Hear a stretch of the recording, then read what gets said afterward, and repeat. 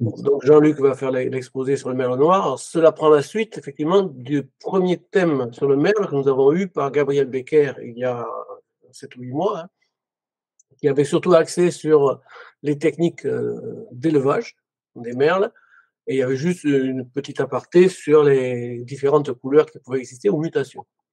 Jean-Luc va plutôt faire un résumé sur les techniques d'élevage et ensuite développer la partie différentes couleurs existantes, et vous verrez qu'il y en a une gamme assez large, et pourtant très peu d'entre elles ont pour l'instant un standard descriptif écrit.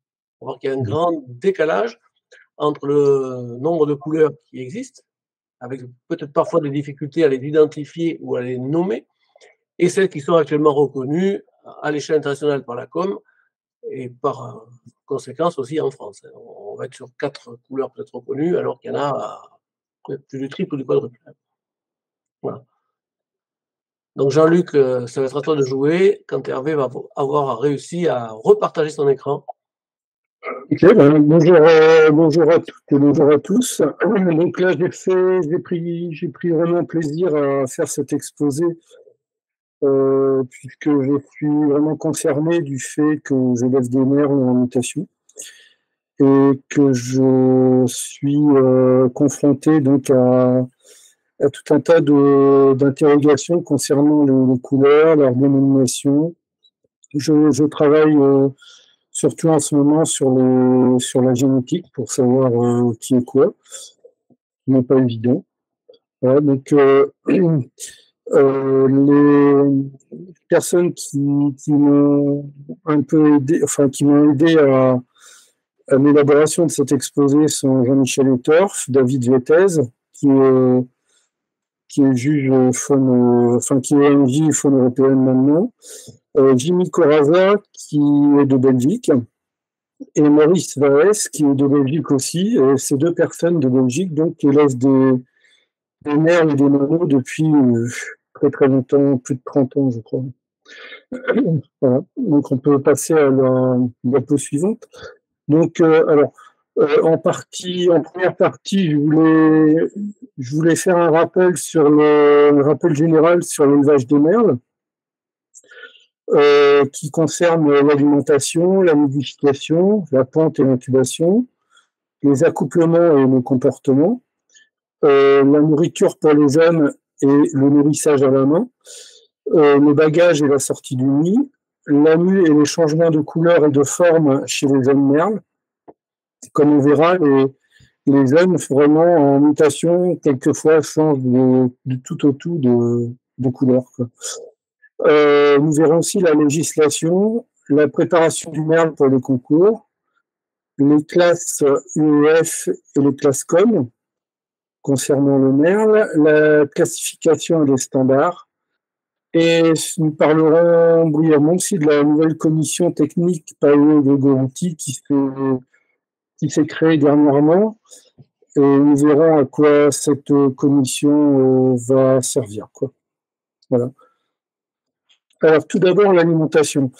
L'alimentation générale du merle, c'est de la pâtée insectivore, de la pomme. Donc, je leur donne un peu de pain, ils aiment bien. Des granulés de type rémuline ou des granulés pour faisan, spécial pour faisan. Beaucoup de vers de terre en période de reproduction. Et divers insectes, comme des pinkies, des vers de farine, des tangorouches, même congelés, ça marche aussi. Alors, la nidification, la ponte et l'incubation. Donc, la femelle merle construit elle-même son nid avec des brindilles et de la terre. Elle se baigne, puis va de suite dans le nid pour modeler la terre à l'intérieur et faire une coupe bien ronde. La femelle du merle niche quelquefois dans des endroits improbables, mais elle peut aussi utiliser des supports mis à sa disposition. Quand je parle d'endroits improbables, une fois, une de mes femelles merles a niché à côté de la mangeoire. Donc, c'était vraiment pas prévu qu'elle niche là, mais bon, elle voulait nicher là, elle a niché là. Ça s'est bien passé. Hein, donc, alors, la ponte est constituée de 4 à 5 œufs de couleur bleutée avec, en principe, 3 pontes par an. L'incubation débute souvent avant le dernier œuf pondu et est assurée par la femelle seule pendant 13 à 14 jours. La femelle merle doit couver dans un endroit calme. J'ai remarqué chez moi que les femelles supportaient vraiment très mal d'être dérangées, soit par moi, ou soit par d'autres oiseaux, dans le cas des volières communes, vu que moi j'ai des volières communes de merles et de moineaux, et quelquefois, quand le ratio est mal calculé, ça se passe pas bien pour le merle. Quand elle est trop dérangée, elle abandonne le nid, ou les œufs sont cassés, ou, enfin, ça se passe pas bien, quoi. Donc, alors, la grandeur des volières minimum pour le merle, c'est 2 mètres, 2 mètres de longueur, 2 mètres de hauteur et 1 mètre de largeur, a priori. C'est le minimum. Alors, pour l'accouplement et le comportement, donc nous avons vu dans la vidéo précédente qui était menée par Gaby Becker, le merle est un oiseau très, très territorial. Donc, il est déconseillé de séparer les couples déjà formés de l'année d'avant. Il est nécessaire, en cas de bagarre, de séparer rapidement le plus agressif des deux pendant une semaine, puis le remettre avec son ou sa partenaire. Parce que le mâle, comme la femelle, peuvent manifester un comportement très agressif.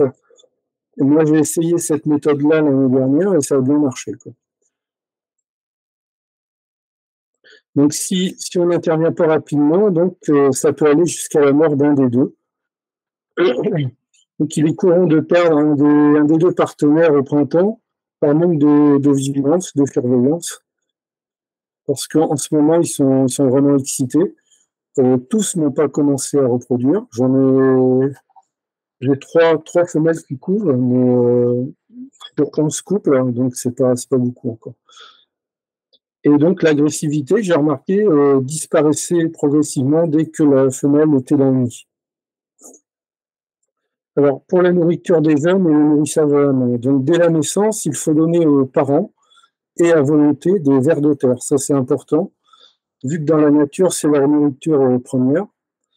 Je leur donne aussi en complément des pintis, des vers de farine, quelquefois des limaçons et des petits escargots quand j'en trouve. Le nourrissage à la main nécessite aussi une grande disponibilité. Il est possible de retirer les jeunes à partir du 7e jour, au moment où les plumes commencent à faire leur apparition.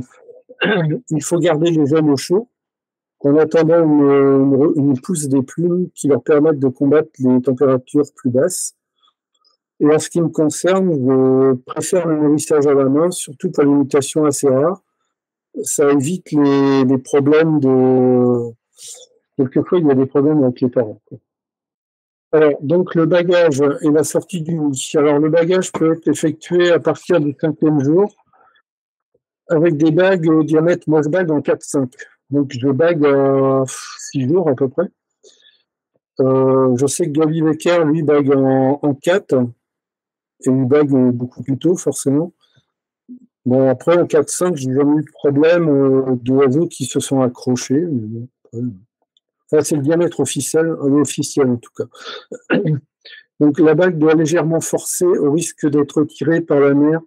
Donc, je bague de préférence en fin de journée, c'est-à-dire le soir. Et comme ça, pendant la nuit, le jeune grossit un peu, la patte grossit un peu, et donc la bague est bien bloquée et les parents ne forcent pas pour les retirer. Enfin, souvent, ils retirent les bagues pour le nettoyage du nid, quoi. Donc, mais bon, il faut surveiller quand même le lendemain, il faut retourner voir si tous les oiseaux ont leur bague, et après, on est tranquille. Alors, les jeunes quittent le nid à environ 3 semaines d'âge. À cette période d'âge, ils ne savent pas encore voler.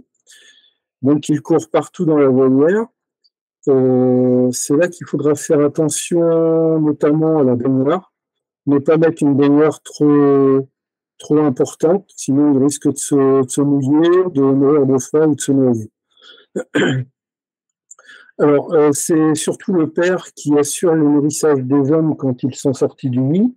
La mère, elle, commence à refaire un autre nid ou utilise le nid précédent pour donc recommencer une nouvelle nichée. Euh, les jeunes, il faudra les retirer à peu près dès qu'on voit qu'ils mangent tout seuls. Il faut attendre 2 semaines et on peut les retirer. Dans le cas contraire, les parents risquent d'être agressifs envers les jeunes, quoi. Donc la nuit et le changement de couleur et de forme chez les jeunes mâles. Donc il est possible de rassembler les jeunes ensemble dans une même volière, une grande volière si possible. Donc il faut assurer un bon ratio entre la superficie de la volière et le nombre d'oiseaux, hein, ça paraît évident. À titre d'exemple, j'en ai à peu près 25 merles dans une volière qui fait 3 mètres sur 3 mètres sur 2,50 m de haut, qui est plantée et qui comporte des cachettes. Alors, la nuit est une étape cruciale dans la future vie du jeune merle. Tant que l'oiseau n'a pas terminé sa nuit, il n'est pas sauvé. Ça, on le sait tous en tant qu'éleveur. La nuit est importante. Avec les mutations, les oiseaux vont changer d'aspect et de couleur. Dans une volière spacieuse, ils vont pouvoir passer la nuit plus facilement, faire de l'exercice et prendront de la forme et du volume avec une qualité de plume qu'on n'aura pas dans un espace plus restreint. Le bain étant un élément majeur dans la future qualité de leur plumage. Donc il faudra changer l'eau tous les jours, quoi. Donc je les nourris avec de la pâte insectivore, des pommes, des granulés. Et il faudra être vigilant avec les parasites. Pourquoi je dis ça? C'est parce que l'année dernière, j'ai pris une femelle merle dans une volière, une jeune, et elle avait des poux gris. Et apparemment, mes oiseaux sont traités, mais apparemment, ça vient des oiseaux de l'extérieur, je pense, qui ont transmis ces parasites. Donc, j'ai fait un traitement qui a donc les poux ont disparu en une semaine, quoi. Donc, c'est pour ça que je dis qu'il faut être vigilant parce que ça ne se voyait pas, quoi. Et si on laisse cette situation-là, les poux vont détériorer les plumes et on aura un oiseau avec un plumage qui sera médiocre et qui pourra être exposé, par exemple. Alors, concernant la législation, donc, ce que nous avons vu la dernière fois est toujours valable, c'est que le merle est une espèce chassable, il est non soumis à déclaration, donc l'arrêté du 29 août 2009. Donc, il n'y a pas de déclaration IFAP, ni d'obligation d'être capacitaire, jusqu'à 50 spécimens maximum, arrêté du 8 octobre 2018. Évidemment, la détention de cette espèce est libre lorsqu'elle provient d'un élevage, d'où la nécessité d'avoir des oiseaux bagués, bacs fermés, avec un diamètre officiel. Il est aussi préférable que les oiseaux soient cédés avec un certificat de cession afin d'assurer une transparence pour l'éleveur et une traçabilité pour les oiseaux.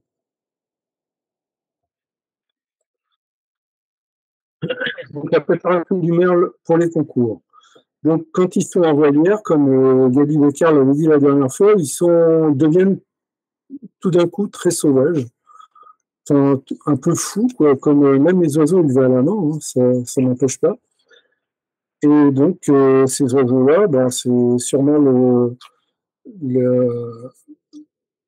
la jeunesse qui veut ça. Il faudra les habituer à séjourner en cage concours sans qu'ils s'abîment. Et donc, il faudra donc les mettre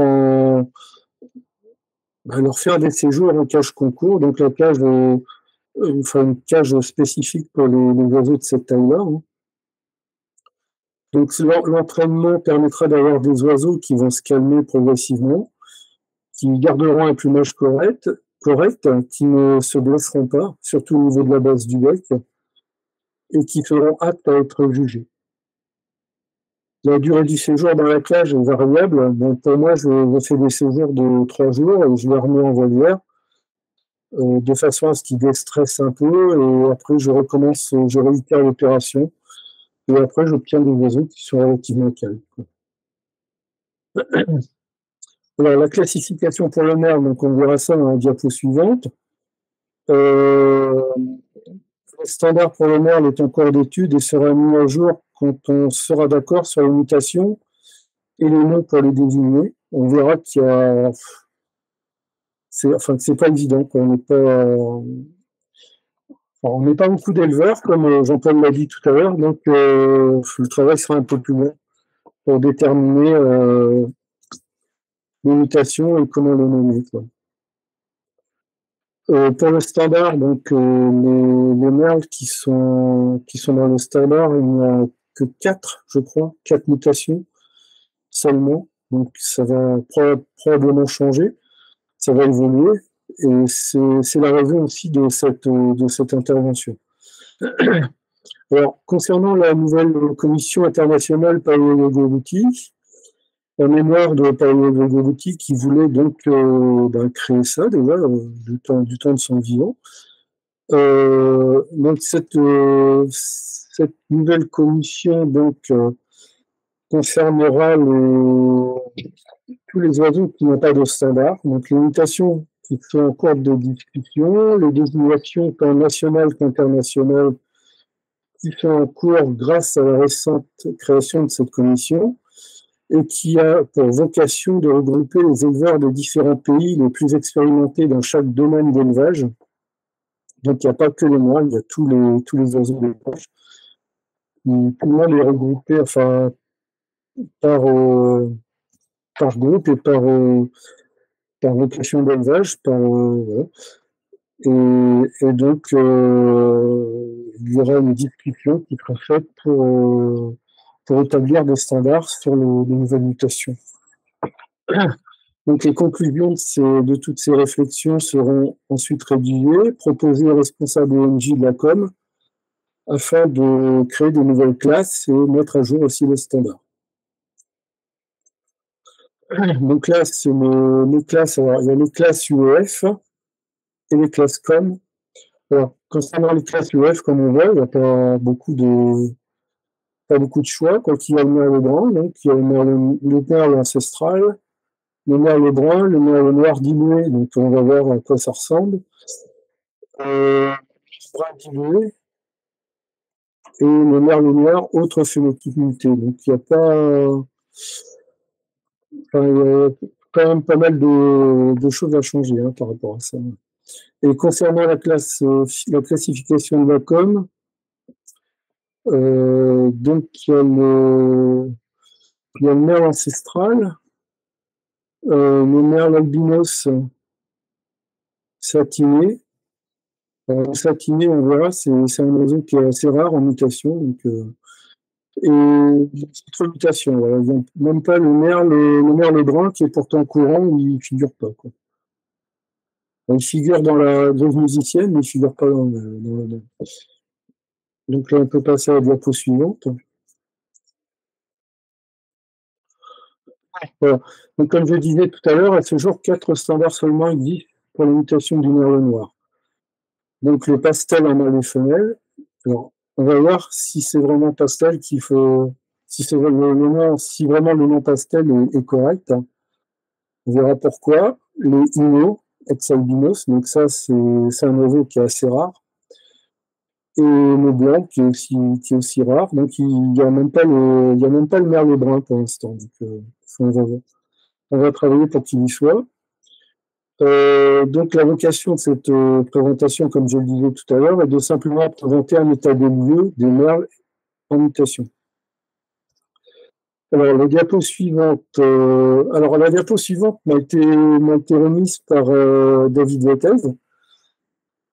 C'est un extrait d'un article de 2006 qui avait été fait à l'époque par la commission de recherche en mythologique, la CRO, donc qui est dépendante de la com. Et donc, déjà, ce document nous alerte sur la problématique, à l'époque, en 2006, la problématique des mutations et des combinaisons de mutations chez les merles. Et aujourd'hui, en 2023, on est toujours confronté à la même problématique. Alors, la partie 2 concerne les mutations. On va voir directement mutation par mutation. Alors, donc là, je vais vous lire le PDF de cet article de 2006 qui a été fait par Louis Gonissen de Belgique et les photos de Robert Naef de Hollande. Donc, il y a 2 siècles, depuis 1800, les Merles ont abandonné les forêts et les bois pour s'emparer des terres, des cultures et des hommes. Ils ont abandonné leur milieu naturel en s'approchant des humains, en s'infiltrant dans la culture humaine. Ce phénomène s'appelle l'autodomestication. Chez le merle noir, le dimorphisme sexuel est clair et distinct. La femelle est tout à fait brune comme la terre, et le mâle tout à fait noir avec le bec jaune, luisant, ainsi que les cercles oculaires. Donc, je vais classer les mutations en commençant par la mutation la plus proche de la couleur naturelle, en finissant par la mutation la plus claire, l'albinos en fait. Des recherches sont encore nécessaires pour déterminer exactement le caractère et l'hérédité des mutations. Il est insensé de rejeter les arguments et la théorie proposée sans y mettre à la place une autre théorie appréciable, c'est-à-dire une étude vraiment approfondie et bien dirigée, quoi. Alors, ce que le standard appelle le merle pastel, donc lui, il appelle déjà merle bleu ou argenté. On le verra ensemble à la suite. Moi, je l'appelle argenté. C'est une couleur qui le caractérise, à mon avis, beaucoup mieux, quoi. Donc, ce merle, alors, il détermine, au niveau génétique, il le détermine normalement dominant, parfois autosomal récessif. J'ai pas connu de merle argenté qui était récessif. Pour moi, ils sont dominants. En tout cas, ceux que j'ai, la transmission est dominante autosomale. Donc, le merle argenté, donc, bon, là, les photos sont pas très, très bonnes. Le merle argenté, donc le mâle à gauche, la femelle à droite. Alors, chez la femelle argentée, elle possède une légère bavette brune. En fait, c'est ce qui le distingue du mâle. Donc là, on va passer à la diapo suivante.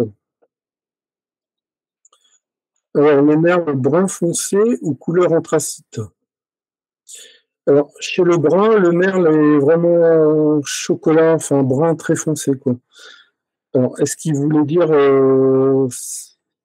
est-ce qu'il voulait qualifier cette même mutation? Ça, je ne peux pas vous le dire. Je ne sais pas. Diapo suivante.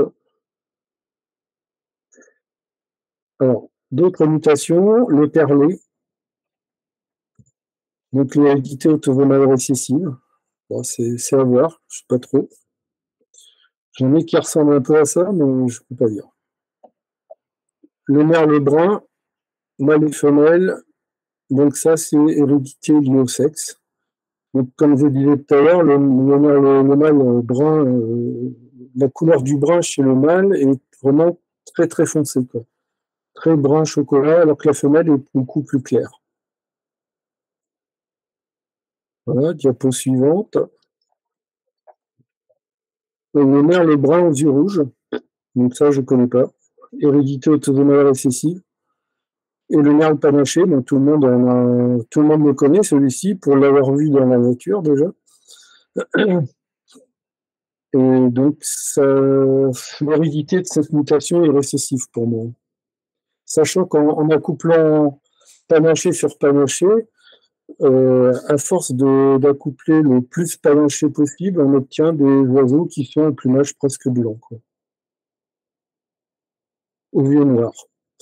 Alors, le merle siamois, donc il l'appelle siamois, on l'appelle siam, ce qui est à peu près la même chose. C'est donc l'hérédité est récessive.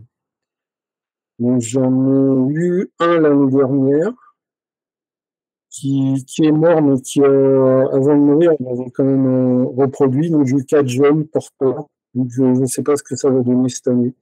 C'est vraiment une couleur assez spéciale, on la verra, parce que j'avais pris en photo, on le verra plus tard un peu plus loin dans les diapos. Enfin, c'est vraiment beau comme mutation. Voilà, le grisole. Donc, j'ai ça aussi, le grisole, c'est hérédité récessive. Récessive, mais enfin bon, on avait discuté du problème, c'est chez le grisole, en fait, ça ressemble à du panaché. Ça ressemble à du panaché, mais avec de la dilution en plus. Mais bon, c'est à voir. Mais en tout cas, chez le grisole, la mutation grisole, le les oiseaux n'ont pas exactement les mêmes dessins. Donc, comme je le dirai après, pour établir un standard avec ce genre d'oiseaux, ça va être un peu compliqué. Mais bon. Donc, il y a du grisel. Alors, il y a plusieurs sortes de grisel en fonction des parents. Il y a du grisel argenté, comme celui à la gauche, là. Et il y a du grisel qui tourne sur le brun, comme celui à droite. Brun ancestral. Enfin, c'est pas trop pour l'instant. Alors, le satiné. Donc, le satiné, c'est devenu une mutation assez rare. Bon, j'ai des porteurs, mais pour l'instant, je n'ai pas eu de jeunes. Non. Là, cette mutation est liée au sexe et récessive. Donc, le mâle, a priori, est à gauche, la femelle est à droite. Donc, on verra après dans la suite. Donc, le blanc vieux noir, qui est, a priori, c'est un panaché complet. L'hérédité n'est pas certainement, l'hérédité n'est pas certain, probablement autosomale récessive. Je suis d'accord avec ça. Une modification peut être en jeu, comme chez le merle panaché. Oui, c'est à peu près ça. Oui. Et le merle qui a perdu toutes les mélanines et l'albinos aux yeux rouges. Donc ça aussi, dans la nature, j'en ai vu une seule fois de ma vie. C'est vraiment très bizarre, quoi. Vraiment, on voit un blanc qui est pur, avec les yeux qui sont extrêmement rouges. J'avais vu ça à La Rochelle quand j'étais au Bahut à l'époque. J'étais jeune, mais ça m'avait vraiment marqué, quoi. C'est vraiment bizarre. On peut passer à la diapo suivante. Alors, donc voilà, on va attaquer le vif du sujet. Donc la liste des mutations et des combinaisons de mutations connues à ce jour. Donc il y a le brun est assez courant, l'argenté simple est assez courant, le double facteur est beaucoup moins courant. Donc le brun, hein, lié au sexe, est récessif, autosomal. L'argenté, donc c'est dominant autosomal incomplet, et pour les doubles facteurs, c'est complet. Les doubles facteurs, les oiseaux à double facteur sont beaucoup plus clairs, vu que la dilution se prononce plus.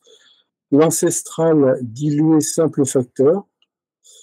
Les bruns, alors, le brun argenté simple facteur. Moi, j'appelle ça le brun argenté, au lieu de l'appeler le brun dilué, parce que dans le dilué, il se met dans pas mal de mutations. Je vous expliquerai tout à l'heure pourquoi. J'avais obtenu des jeunes avec un couple, j'ai obtenu des bruns, enfin, c'est des bruns argentés en fait. Simple facteur. Le brun argenté double facteur, ça pour l'instant, je n'en ai pas encore vu. Mais il existe forcément. S'il y a un simple facteur, il existe forcément un double facteur. Le Ino, qui était appelé avant albinos, le blanc que nous avons vu tout à l'heure, avec les yeux noirs, donc différentes sortes de panachés, le grisole, qu'on a vu tout à l'heure, récessif, le siam qui est récessif, le siam dilué, donc l'année dernière j'en ai eu un. Par rapport à l'hérédité des parents, ça ne peut que être du siam dilué. Après, vous le verrez en photo tout à l'heure. Le satiné, le pastel. Alors, le pastel, on ne sait pas trop. Bon, de toute façon, le pastel, couleur pastel, c'est lié au sexe et récessif. Donc, mais bon, au niveau des mutations, pour l'instant, on verra après que si c'est du pastel ou pas, vous aurez la parole. Les autres mutations ou combinaisons, il en existe quelques autres. Et aucune information pour l'instant concernant la mutation Agathe et Isabelle. Donc, j'ai mis un avertissement, c'est-à-dire que, bon, excepté pour la mutation brune, dont on est sûr de la mutation, la plupart des autres mutations citées empruntent le nom utilisé en Belgique. Pour certaines autres, et étant ouvert, je prends soin de les désigner pour les différencier. Mais ces noms risquent de changer dans l'avenir en fonction de l'évolution des connaissances. Alors, on va commencer par la mutation brune, mutation liée sexe et récessive autosomale. Donc, la couleur du mâle, comme on va le voir, est très foncée, brun très foncé, chocolat, quoi, si on peut dire, chocolat noir. Donc ça, c'est un jeune mâle, brun, avec un étourneau derrière.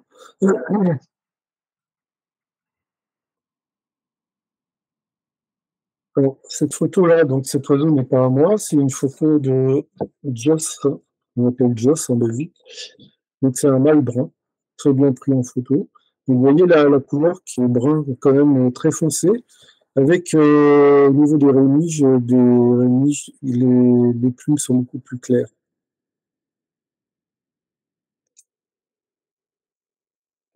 Voilà la femelle brune, elle est beaucoup plus claire. C'est une belle couleur en fait.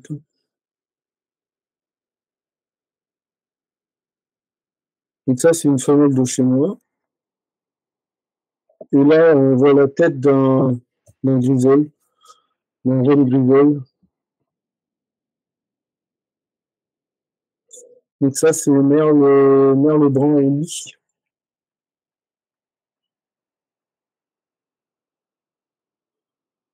Donc il n'existe pas à ce jour de standard pour l'instant pour la mutation brune du merle.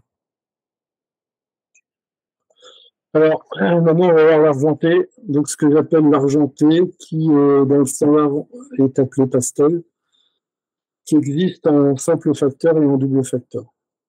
Donc, ça, c'est un mâle de chez moi, simple facteur. Donc, on voit la dilution au niveau des plumes. C'est vraiment caractéristique de l'argenté. Et là, comme je vous disais tout à l'heure, la femelle qui est un peu au-dessus, elle a un peu de brun au niveau de la bavette.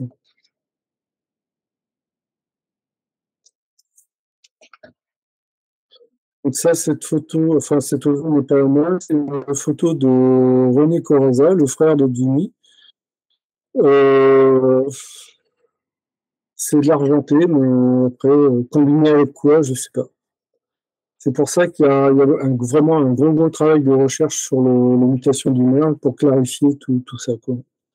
C'est joli, mais on ne sait pas trop ce que c'est. Ça ressemble à de l'argenté, mais voilà. Ça aussi, c'est pareil.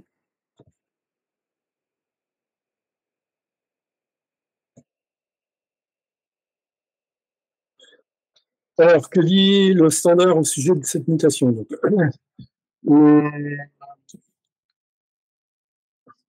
le standard, donc 2014, désigne cette mutation non pas en argenté, mais en pastel. Alors, donc, je dis quelle est votre opinion d'éleveur à ce sujet, sachant que le, le pastel ne peut pas exister en double facteur. Donc, le standard doit être modifié. Génétiquement, ce n'est pas cohérent, quoi. Il ne peut pas y avoir du double pastel, c'est pas possible.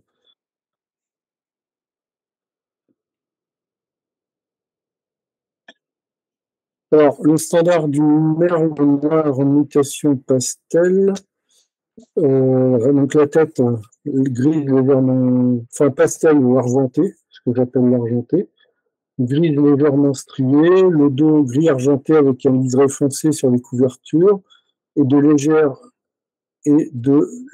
striées sur le milieu, striures peut-être.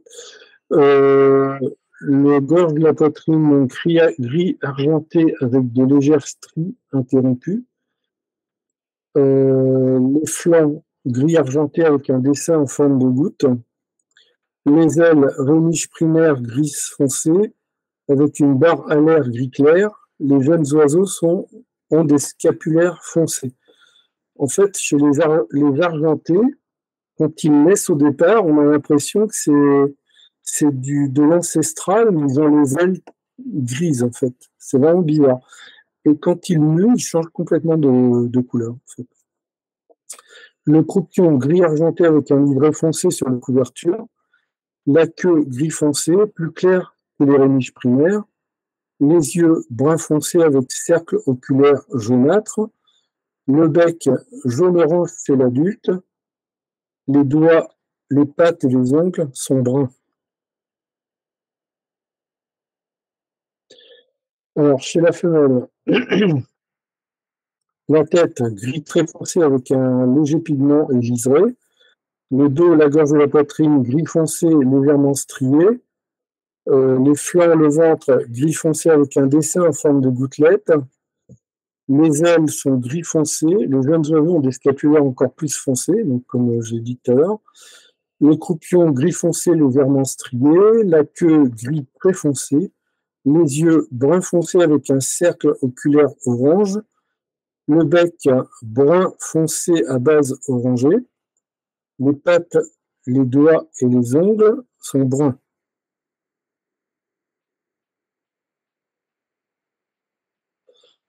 Alors maintenant, la mutation Attends, argentée. Jean-Luc, Oui, il n'y a pas de mention de la gorge brune sur ce tableau, de la femelle. non. Je l'ai rajouté sur le. D'accord. Si, je vais le rajouter en petit. C'est pas une erreur de confusion, c'est parce qu'ils l'ont pas mis, tout simplement. Ouais, c'est ça. Ouais. Bah, à l'époque où le standard a été fait, peut-être que ça leur a échappé, je sais pas, mais peut-être qu'il y avait peu d'éleveurs de merles comme maintenant. Mais en tout cas, moi, je l'ai observé chez moi. Donc, très bien. Alors, mutation argentée, double facteur. Alors, en mettant deux argentés simple facteur ensemble, on arrive à obtenir du double facteur, ce qui est une forme de dilution, et ce qui n'est pas du pastel, par contre. Donc, cette mutation, appelée dominante autosomale complète. Donc, les oiseaux sont de couleurs beaucoup plus claires. Donc, ça, c'est une photo qui m'a été donnée par Jimmy Corazza de son élevage. Donc, une double facteur argenté, quoi. Et on voit effectivement que l'oiseau est beaucoup plus clair, que les stries ont apparemment disparu, mais qu'elle garde quand même ce ton un peu gris, quoi, gris argenté. Évidemment, il n'y a pas de standard pour cet oiseau encore. Alors, la mutation, ce que j'appelle la mutation ancestrale diluée simple facteur, qui est une mutation dominante autosomale incomplète. Pour l'instant, je n'ai aucune information sur l'existence de la mutation ancestrale double diluée. Voilà à quoi ça ressemble. C'est à peu près comme. Enfin, on ne peut pas dire que ça ressemble au perlé, mais. Et ça, c'est l'oiseau la première année. Hein. Et vous allez voir dans la diapo suivante, l'oiseau la deuxième année. Comment il a changé. En fait, il a éclairci, quoi. Et cet oiseau, je l'ai là. Je l'ai mis avec une femelle ancestrale, qui est en train de couler d'ailleurs, 4 œufs. Donc je vais bien voir. Ça fait la 3e année, j'ai eu des jeunes, mais j'étais des ancestraux. Alors, pour l'instant, je ne sais pas trop. C'est en cours d'étude. Voilà, c'est un bon oiseau, mais vraiment bizarre, quoi. Par rapport à la première photo, il a vraiment changé. Voilà. Non, la première photo, c'était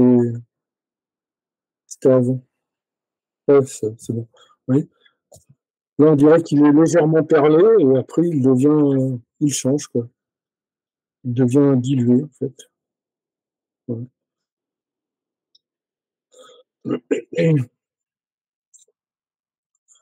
Alors ça, c'est une femelle ancestrale diluée au nid. Donc le plumage est... Alors, je sais pas si... Bon, ce que je voulais dire, c'est que comme elle est porteuse de 2 mutations, elle est porteuse de grisole et de siam. Donc ça doit influencer son plumage d'ancestral dilué de base. Mais bon, globalement, ça ressemble à ça, quoi. Et ça, c'est une de ses filles, ça. que j'ai eu l'année dernière, ancestrale diluée de simple dilution, quoi.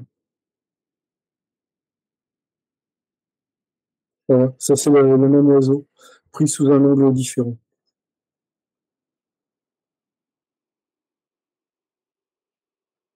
Donc évidemment, il n'y a pas de standard encore pour cet oiseau.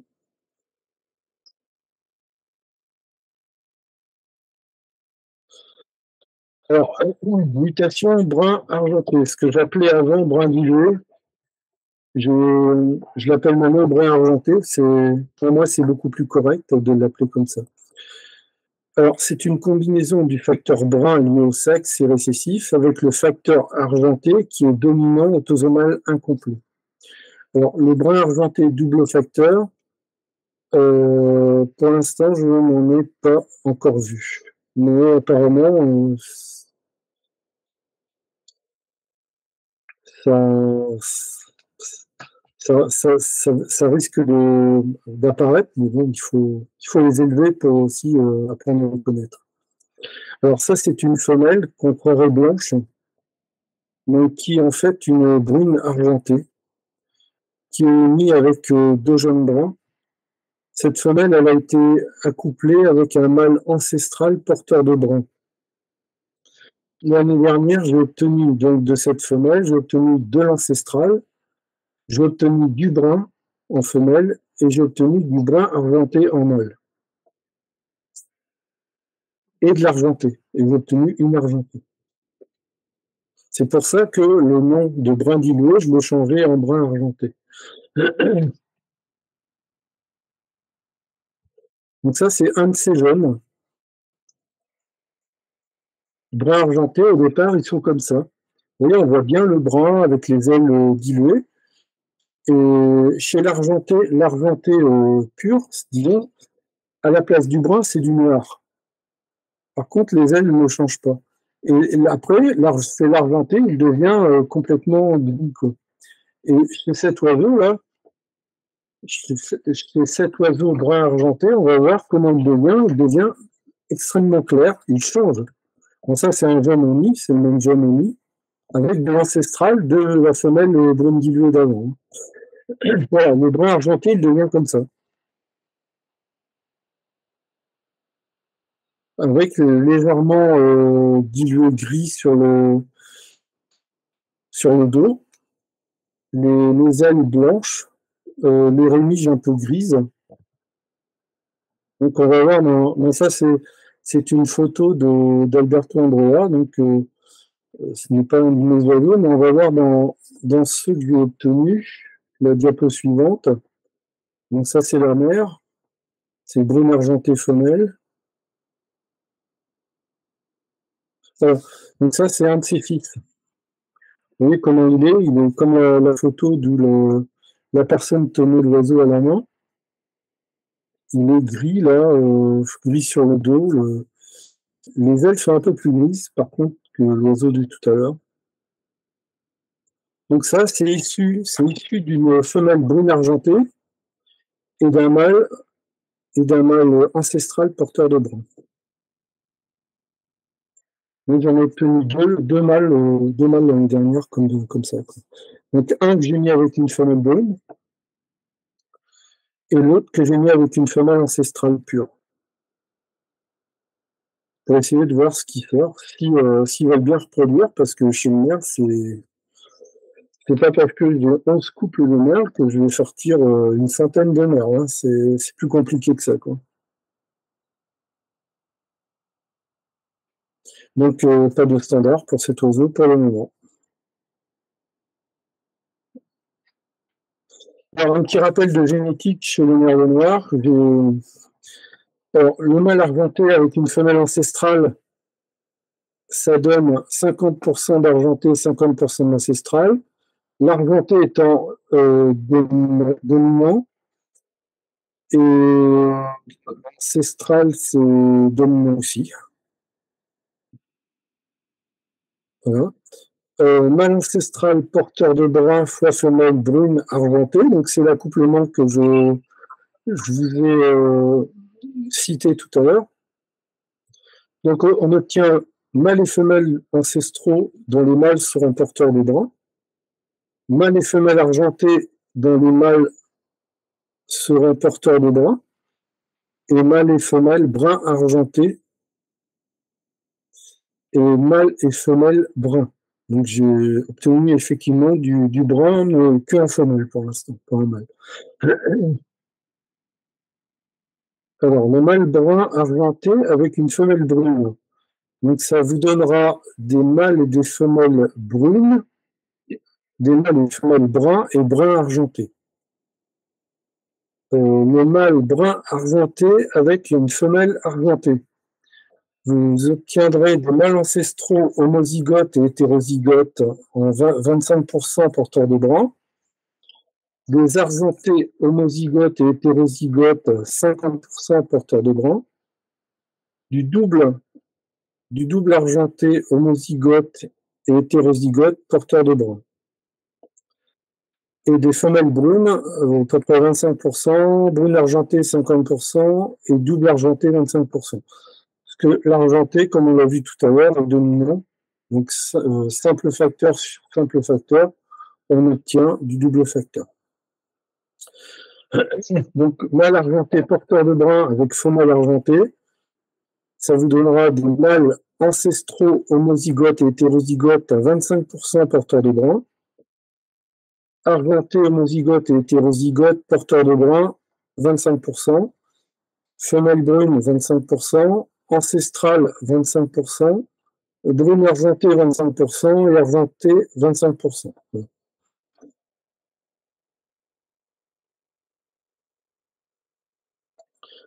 Alors, un petit rappel de génétique du facteur dominant. Donc le facteur dominant simple dans un couple donnera 50% de dominant simple et 50% de normal d'ancestraux.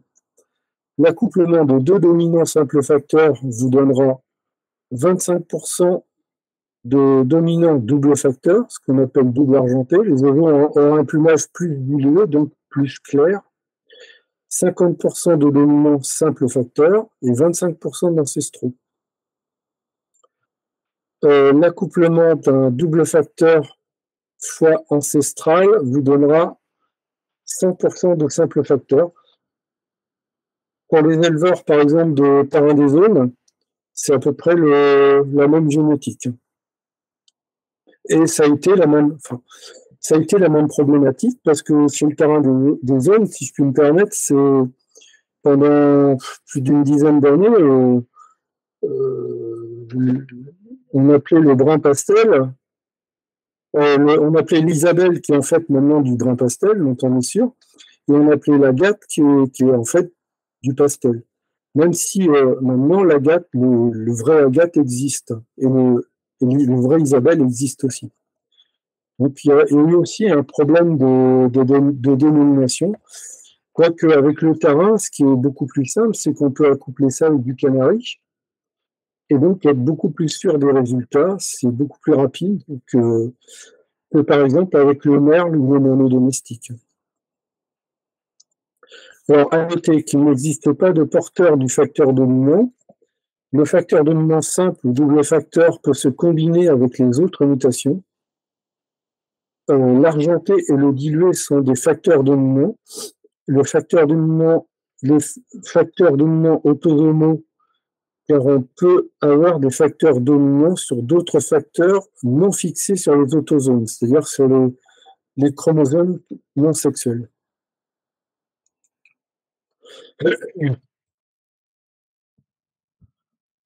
Dans la mutation albino, l'albinos, qu'on appelait l'albinos, blanc aux yeux rouges,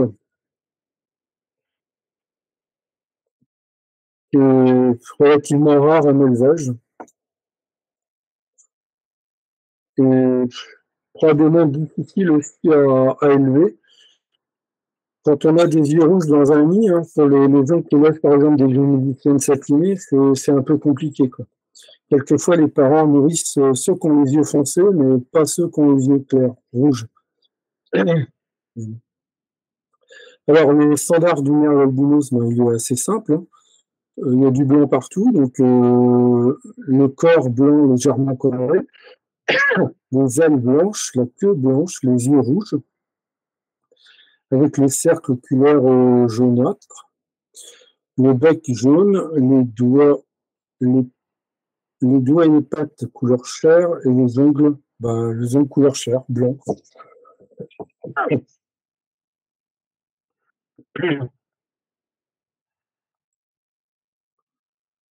Alors, la mutation blanche.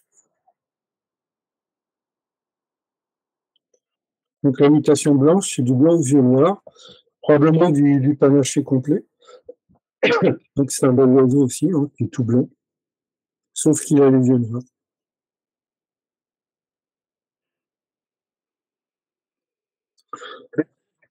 Donc là, c'est les oiseaux qui ont été photographiés dans la nature, notamment au Québec. Après, je ne sais pas. Donc ça, c'est une photo de Westman, Rudy Westman, de l'époque, d'un merle blanc aux yeux noirs. Alors le standard du merle blanc aux yeux noirs. Donc le corps est blanc, les ailes sont blanches, la queue est blanche, les yeux noirs avec un cercle oculaire jaunâtre, le bec jaune, les pattes et les doigts couleur chair, les ongles couleur chair. Donc là, nous allons voir différents types de panaché. Hérédité autosomale récessive. Donc photo prise dans la nature.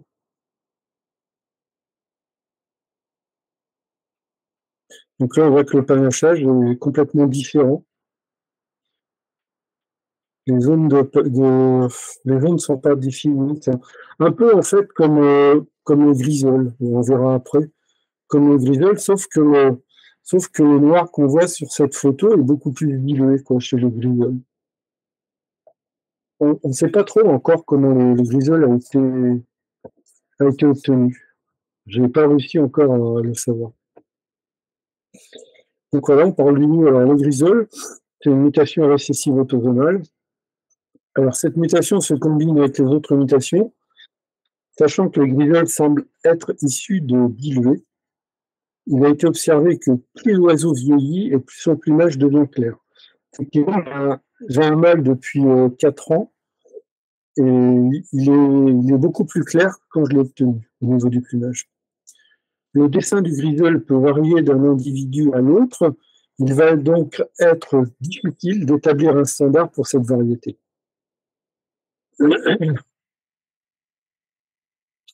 Donc ça, c'est un des jeunes que j'ai obtenu. Grisole, cet oiseau est âgé de 6 mois à peu près, lorsqu'il a été pris en photo.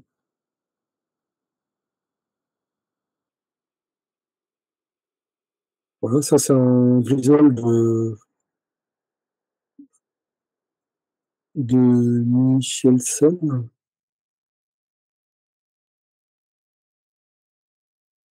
Ça aussi, de Joss. Oui, chez le grisole, le plumage est vraiment très très variable, quoi. Et ça, c'est le ven, celui qu'on a vu là de chemin l'oiseau de 6 mois. C'est quand il est sorti du nid, il était comme ça. Vous voyez qu'il est quand même beaucoup plus. Là, il est beaucoup plus clair. Là, il est beaucoup plus foncé que 6 mois après, quoi. C'est assez bizarre. Et donc, ça, c'est le père. Donc, le père qui est pas griseux comme les oiseaux qu'on a vu sur la photo, mais ça ressemble un peu à du griseux argenté qui est un peu gris, quoi.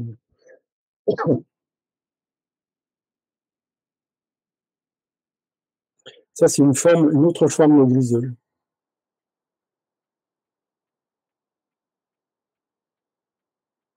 Ça aussi, c'est un grisole presque blanc, en fait.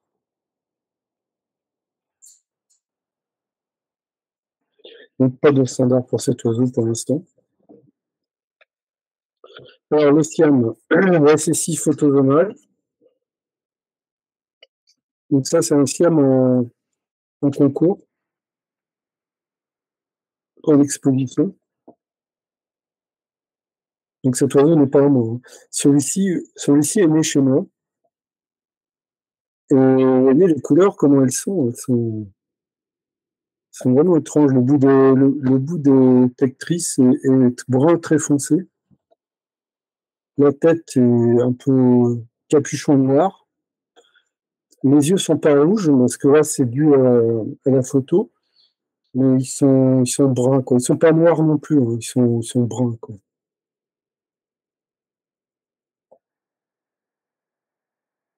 Ça, c'est le même oiseau pris sous un autre angle.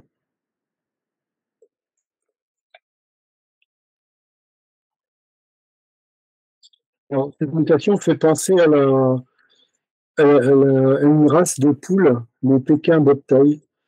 C'est à peu près le même patron de couleur, bon, placé différemment, certes, mais ça revient un peu à ça, en fait.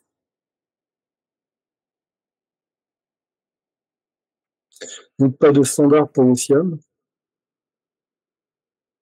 Alors, la photo suivante qu'on va voir est un oiseau qui est né chez moi. Le père, c'est un grisole porteur de Siam. Et la mère, c'est une ancestrale diluée simple facteur, porteuse pour Siam et grisole. Et donc, on va voir ce qu'il en est sorti. Voilà, il en est sorti cet oiseau-là. Ça ressemble vraiment à de l'argenté, mais ce n'est pas de l'argenté. Ce n'est pas du tout le même dessin.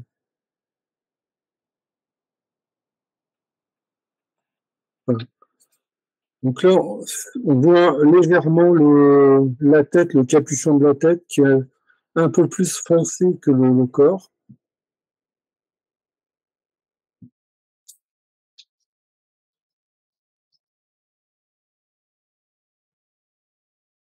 Voilà. Là, on voit mieux le dessin qui ressemble à du Siam, mais avec de la dilution par-dessus.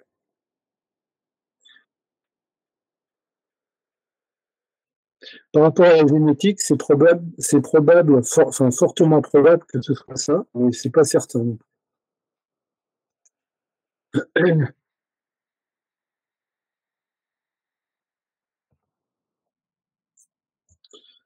Donc c'est un bel oiseau. Donc, il est pour l'instant avec une femelle ancestrale qui est porteuse pour Siam. Donc je ne sais pas. Pour l'instant, elle a pondu, mais elle n'a pas couvé. Elle a pondu un œuf.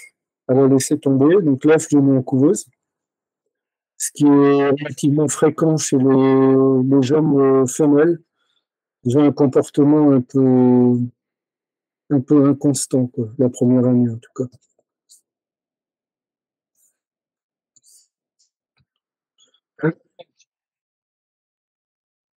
Alors, une mutation satinée, donc mutation liée au sexe, récessive. Donc là, on a une femelle qui a été prise en photo par Jimmy Coraza. Donc il n'avait pas de mal à me proposer en photo. Donc cette mutation est relativement rare chez le mien. On essaie à plusieurs éleveurs, on essaie de la faire ressortir, mais c'est pas évident. C'est un peu compliqué, quoi.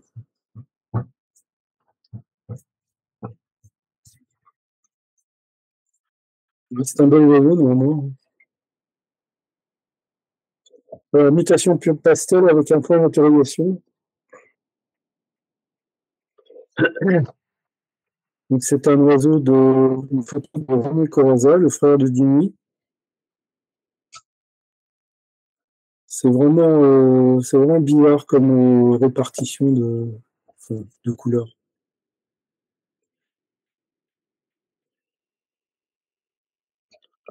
Autre mutation en combinaison.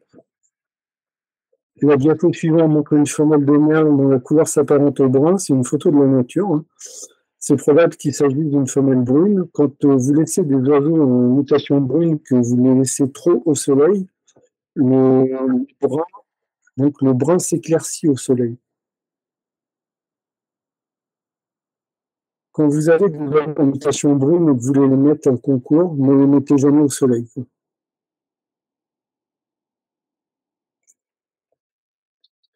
Alors, il existe plusieurs récits d'hybridation avec le merle noir, notamment d'hybridation avec différentes sortes de grives qui ont été réalisées, notamment la novice et la musicienne. Et la diapo suivante montre une hybridation qui a été faite par Jimmy Corazza avec un merle exotique issu de l'origine au sud de la Chine, qui s'appelle Turdus bulbul, avec une femelle de merle noir, phénotype ancestral. Donc on voit, bon, la photo n'est pas terrible, mais on voit vraiment les nuances de couleurs sont spéciales, quoi. On la voit sous un autre angle avec le père derrière.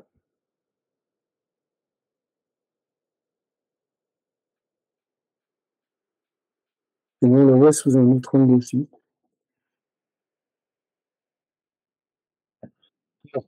Maintenant, on va aborder, pour l'imitation du merle noir, donc on en a fini. Maintenant, on va aborder quelques autres merles qui sont très peu élevés et qui font partie de la faune européenne, qui sont protégés. Le merle à plastron.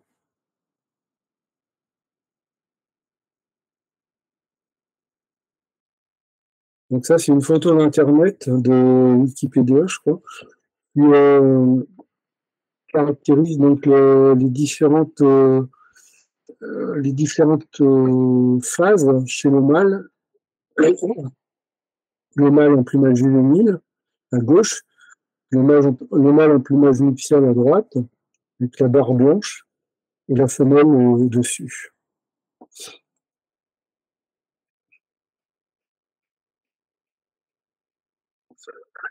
Donc, le standard du merle à plastron.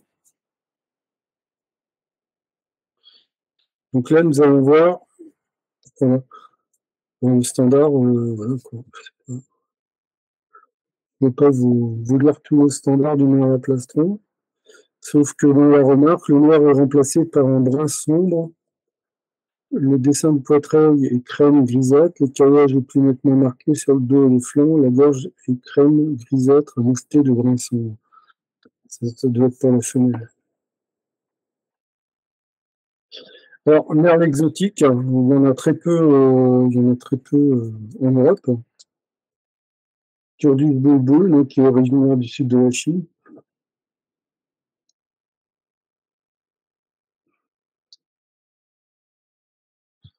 À quoi il ressemble. Et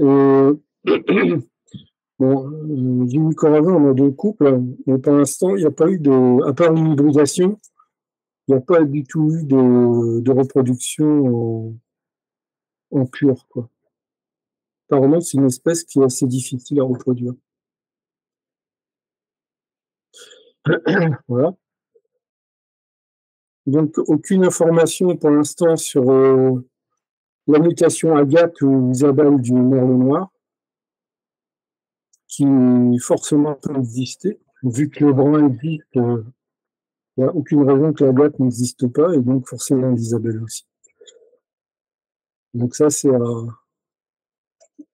à développer pour plus tard. Voilà, je vous remercie de votre attention, et puis je reste à votre disposition pour les questions que vous auriez à poser.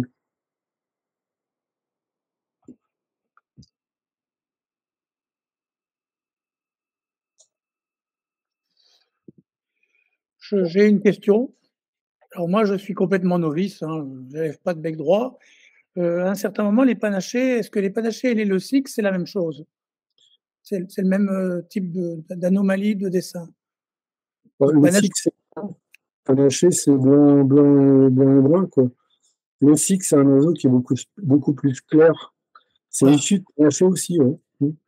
Ouais, c'est un presque tout blanc. Voilà. C'est à force d'accoupler panaché sur panaché, on obtient le cycle qui est un oiseau presque blanc. Ok. Et alors, tout à l'heure, tu as parlé de poux gris, c'est les malophages, c'est ceux qui mangent les plumes, les poux gris? Oui. Ils piquent pas l'oiseau, en fait. Non. Donc on peut pas mettre. Non, mais ils piquent pas l'oiseau, mais quand vous avez des plumes qui poussent, ils mangent, enfin, ils pompent le sang des plumes, et les plumes se détériorent. Et ça donne un oiseau avec un plumage, ça l'affaiblit en plus. Et chez des jeunes oiseaux qui sont en nus, c'est vraiment pas recommandé. C'est pour ça qu'il faut surveiller. Ouais. Et alors, si on donne comme traitement, si on donne de l'Ivomec, ça marchera pas. Il faut traiter par l'extérieur avec. J'ai pas traité avec l'Ivomec, j'ai traité avec de l'Exalt. Donc oui, c'est un extérieur, ça c'est. Mais non, ça se boit l'exolte. Ouais. Non, ouais. Donc, en une seule prise, renouveler une semaine après. Ok. Les autres ont des questions? Alors, dans le chat, il y a 2 questions. Il y a Christophe qui demandait, quand tu as parlé de la mutation brune, il dit, est-ce qu'il y a moyen de distinguer une femelle brune d'une mâle ou d'une femelle brune avec des mutations? Alors, il veut parler de la femelle ancestrale du merle noir. La couleur ancestrale, c'est vrai qu'elle n'est pas noir, elle est plutôt brun foncé, par rapport à une vraie mutante brune ou un mâle brun. Oui, bien sûr. On l'a vu dans les diapos, la femelle brune est beaucoup plus claire que le mâle. Le mâle a un plumage beaucoup plus foncé. Elle est nettement différente de la femelle de l'ancestral. Ah oui, bien sûr. Ah oui, tout à fait. Ah oui, la femelle brune ne ressemble pas du tout à de l'ancestral. L'ancestral est plus foncé, elle a quand même du fond noir dedans. Oui, bien sûr, noir et gris, alors que la brune est vraiment toute brune. Ouais, elle ne fabrique plus de mélanine noire. Voilà. Ok. Il y avait une deuxième question dans le chat aussi, c'est par rapport au régime alimentaire. Est-ce que tu donnes le même régime alimentaire à toutes les variétés de merle? Et est-ce que la nourriture a une influence sur la couleur des mutations? Non. Non, la nourriture n'a pas d'influence sur les mutations. Peut-être sur la tonalité de la plume, mais ça, je peux pas le dire parce que moi, je leur donne tout ce qu'il leur faut pour qu'ils aient tous les éléments nécessaires pour avoir un plumage correct. Je veux pas. C'est clair que si on donne une nourriture pauvre, les merles auront déjà une forme différente et un plumage plus terne. Ça c'est vérifiable chez tous les oiseaux. Comme il n'y a pas de carotène, l'effet donné du carotène n'a pas d'influence. Il n'y a pas de carotène dans le plumage. Hein. Ah non, du tout. Non, ça ne me viendrait même pas l'idée de donner du carotène. Peut-être chez les merles exotiques, la plastron rouge, là, comme on a vu en photo. Ouais. Peut-être chez les blancs, pas du merle rose, mais pour l'instant, je n'aurais pas l'expérience. Bon, des questions? Pas de questions, ça diffère entre pastel, argenté, tout ça. Moi, j'étais perdu. Hein. Oui, un petit peu. Tout le monde a bien compris, c'est que les gens sont très forts. Hein. J'ai du mal à me raccrocher. Parce qu'à un moment, j'ai vu un oiseau avec des yeux rouges et qui était très brun aussi. Mais je ne me rappelle plus dans quel groupe il est. Oui, non, mais ça, c'est à cause de la photo. C'est le mâle de merle brun de chez moi. Non, c'est non. C'est la photo qui a fait ressortir le. Mais non, je crois que ça a été dit que l'oiseau avait quand même des yeux plus rouges à la naissance. Comme chez les bruns, quoi, comme tous les bruns. Peut-être. Peut-être aussi.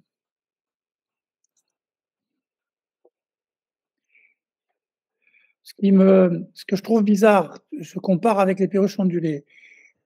Nous, quand on parle de dilution, la mélanine noire est transformée en gris. On a aussi du cinnamon, donc du brun, hein, donc ça va. Oui. Mais quand on a du gris, ce qu'on appellerait argenté, pour nous, c'est une dilution et c'est récessif. Or là, l'argenté est dominant, c'est bien ça. Hein. Oui. Enfin, celui gris est dominant. Après, dans le PDF que David Lopez m'avait remis, issu de la CRO, Commission de recherche ornithologique de 2006, il parlait d'argenté récessif. Donc pour l'instant, je ne peux pas dire, je ne connais pas. Il est peut-être disparu. Possible.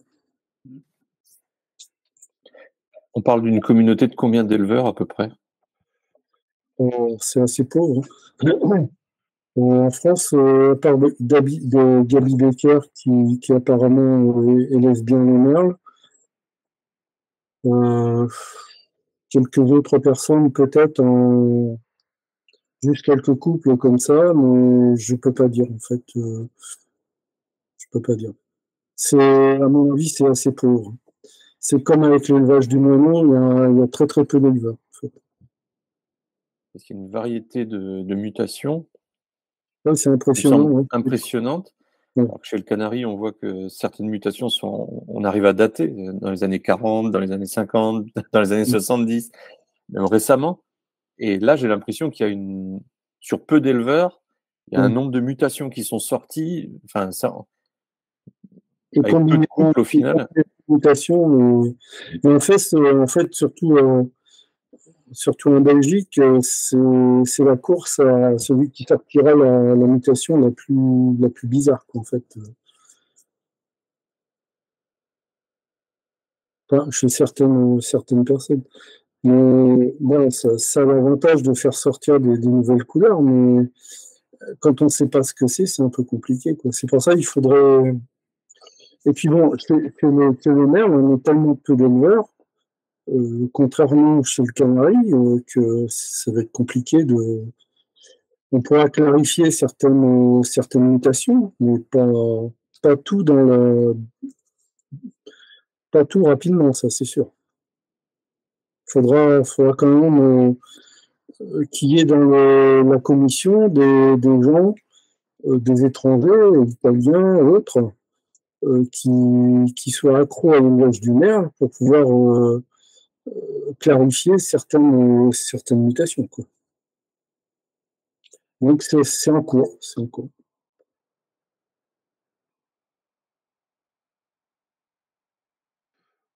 Alors, j'ai une question. Je pense que les élèves juges qui étaient prévus sont là.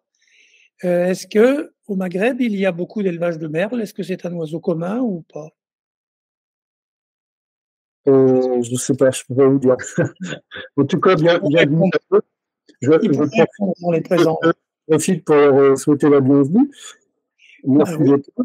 Et je ne peux pas dire, il faut leur demander, mais moi je ne peux pas vous dire. Je connais pas. Je le demande. Magid, vous pouvez parler? Décrochez votre micro, Magid. Allez-y.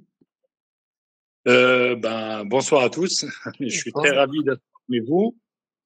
Désolé pour le retard parce que comme il y a le décalage entre l'Algérie et la France d'une heure, donc on croyait que c'était à 20h30 heure locale. Donc c'est pour ça qu'il y a un décalage. Bon, je reviens à la question. En fait, en Algérie, il y a pas vraiment d'éleveurs de merles ou de. Moi personnellement, dans mon entourage, j'en connais pas, à part quelques-uns qui font des classiques, des merles ancestrales, couleur naturelle, quoi. Mais sinon, j'ai remarqué les derniers temps l'apparition surtout sur les pages Facebook. On voit quand même des oiseaux, comme on a dit tout à l'heure, un peu bizarres, quoi, sur la couleur de leur plumage et tout. J'en ai vu des panachés, j'en ai vu, je sais pas, on m'a parlé d'un merle opale, mais que j'ai pas vu personnellement. Enfin, ils ont dit. Je rapporte ce qui a été dit. Mais sinon, il n'y a pas d'élevage. À ma connaissance, dans mon entourage du tout, à part il y a un éleveur du périph' d'Alger. D'ailleurs, je compte y aller le voir. À ce qui paraît, il fait les merles ancestrales, classiques. Mais en mutation, non. Mais sinon, chez nous, c'est beaucoup plus faune européenne, c'est beaucoup plus chardonneret, les hybrides, les verdiers, voilà. Mais les merles, les clous, le bouleboule des jardins et tout, non. Pour le moment, non, c'est pas assez fréquent, c'est pas assez vulgarisé, quoi. D'ailleurs, excusez-moi, j'avais posé une question via mail. Parce que bon, moi, en fait, je veux me lancer dans cette expérience, dans cette aventure d'élevage de merles et de bouleboule des jardins. Je demande justement l'espace idéal pour un couple, par exemple. Qu'est-ce qu'il faut? Est-ce que des box? Est-ce que pour avoir un petit peu l'idée pour se lancer dans cet élevage? Le merle, c'est un oiseau très territorial, comme je l'ai dit au départ. Quand ça se passe pas bien, il faut de l'espace pour que celui qui est pourchassé puisse se cacher. Donc moins il y a d'espace, et plus celui qui est pourchassé risque d'être tué par l'autre. Néanmoins, la surface, la volière minimum que je pourrais conseiller pour débuter l'élevage de merle, c'est une volière qui fasse 2 mètres de long, 2 mètres de haut et 1 mètre de large. Et c'est vraiment le strict minimum. Moi, toutes mes volières font à peu près 4 mètres 50, 5 mètres. Quoi.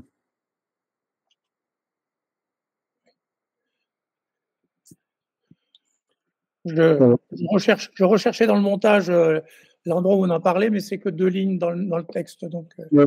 Et on a dit que les volières minimum, c'était 2 mètres par 2 mètres et qu'après, qu'en collectif, il fallait mettre plus grand que ça. Ouais, c'est ça. Bon, après, pour mettre les jeunes, quand vous avez des jeunes pour les mettre ensemble, il faut les mettre dans une grande volière, une plus grande volière. Quoi. Par contre, là, vous pouvez mettre, selon la taille de la volière, entre 15 et 20 jeunes, selon la taille. Quoi. Il ne faut pas plus que ça soit surpeuplé. Quoi. C'est par les sexes ou on les met en... Non, quand ils sont jeunes, on ne connaît pas les sexes. Quoi. D'accord. On les met tous ensemble et puis on voit quand ils vont finir la nuit. Hein. Et encore, même certains, comme les bruns argentés, là, je les ai fait sexer. Hein.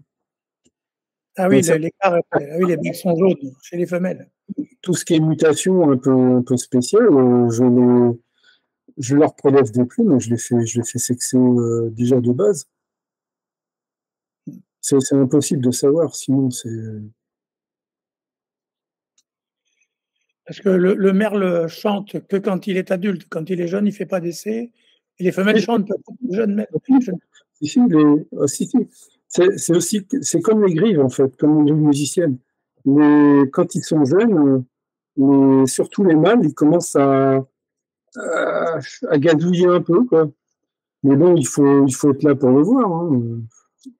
Surtout que, bon, même les oiseaux élevés à la main, ils deviennent subitement extrêmement farouches. La plupart. Enfin, ils sont un peu fous, quoi, comme tous les jeunes. Et du coup, pour les voir, c'est assez difficile. Et là, il faut installer les caméras, comme j'ai un volière. Je visionne par caméra et je vois à peu près les vrais comportements et j'y apporte des modifications pour faciliter la reproduction, pour avoir plus de chances. Et au niveau cohabitation, avec un couple de merles, on peut se permettre de mettre un autre couple d'oiseaux qui ne serait pas concurrent? Un frangilidé, par exemple?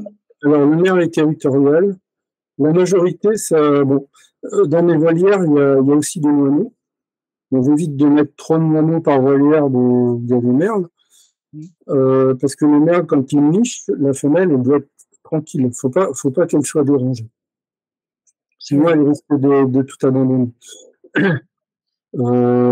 Par volière de 5 mètres, de long, 2 mètres de haut, 1 mètre de large, il y a à peu près 5 couples de moineaux, un couple de merles, et il y a un couple de rosins du Mexique, par exemple, c'est tout. Et dans certaines volières, il y a quand même 10 moineaux, ça fait du monde, ça. 10 moineaux au départ. Oui, en plus. Quand ils reproduisent. Mais bon, après, quand les moineaux reproduisent, les merles ont déjà bien entamé leur saison de reproduction, parce que déjà, même avec le temps, il fait quand même assez froid en ce moment. Hein. Ce matin, il faisait 4 degrés. Hein. Les merles commencent déjà à nicher, quoi. Alors que les moineaux, ils n'ont pas encore débuté. Les moineaux commenceront dans 1 mois à peu près.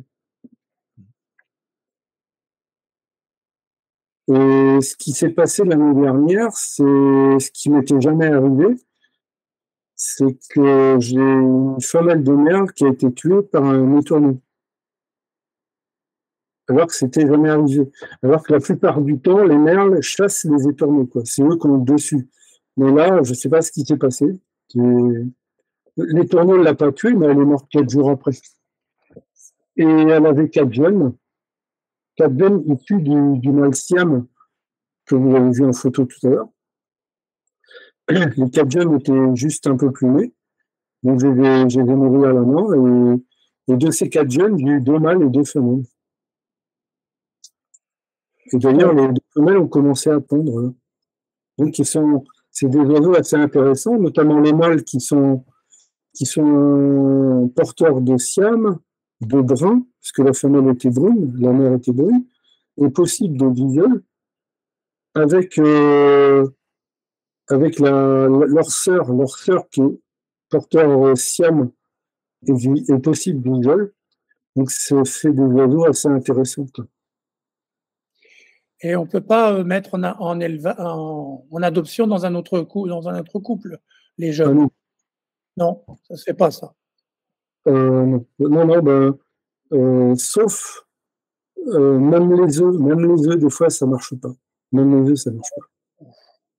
Faut être vraiment extrêmement prudent, extrêmement vigilant. Si on essaye de le faire, on peut essayer de le faire quand les jeunes commencent à avoir des picots de plumes, c'est-à-dire au bout de 4 jours à peu près.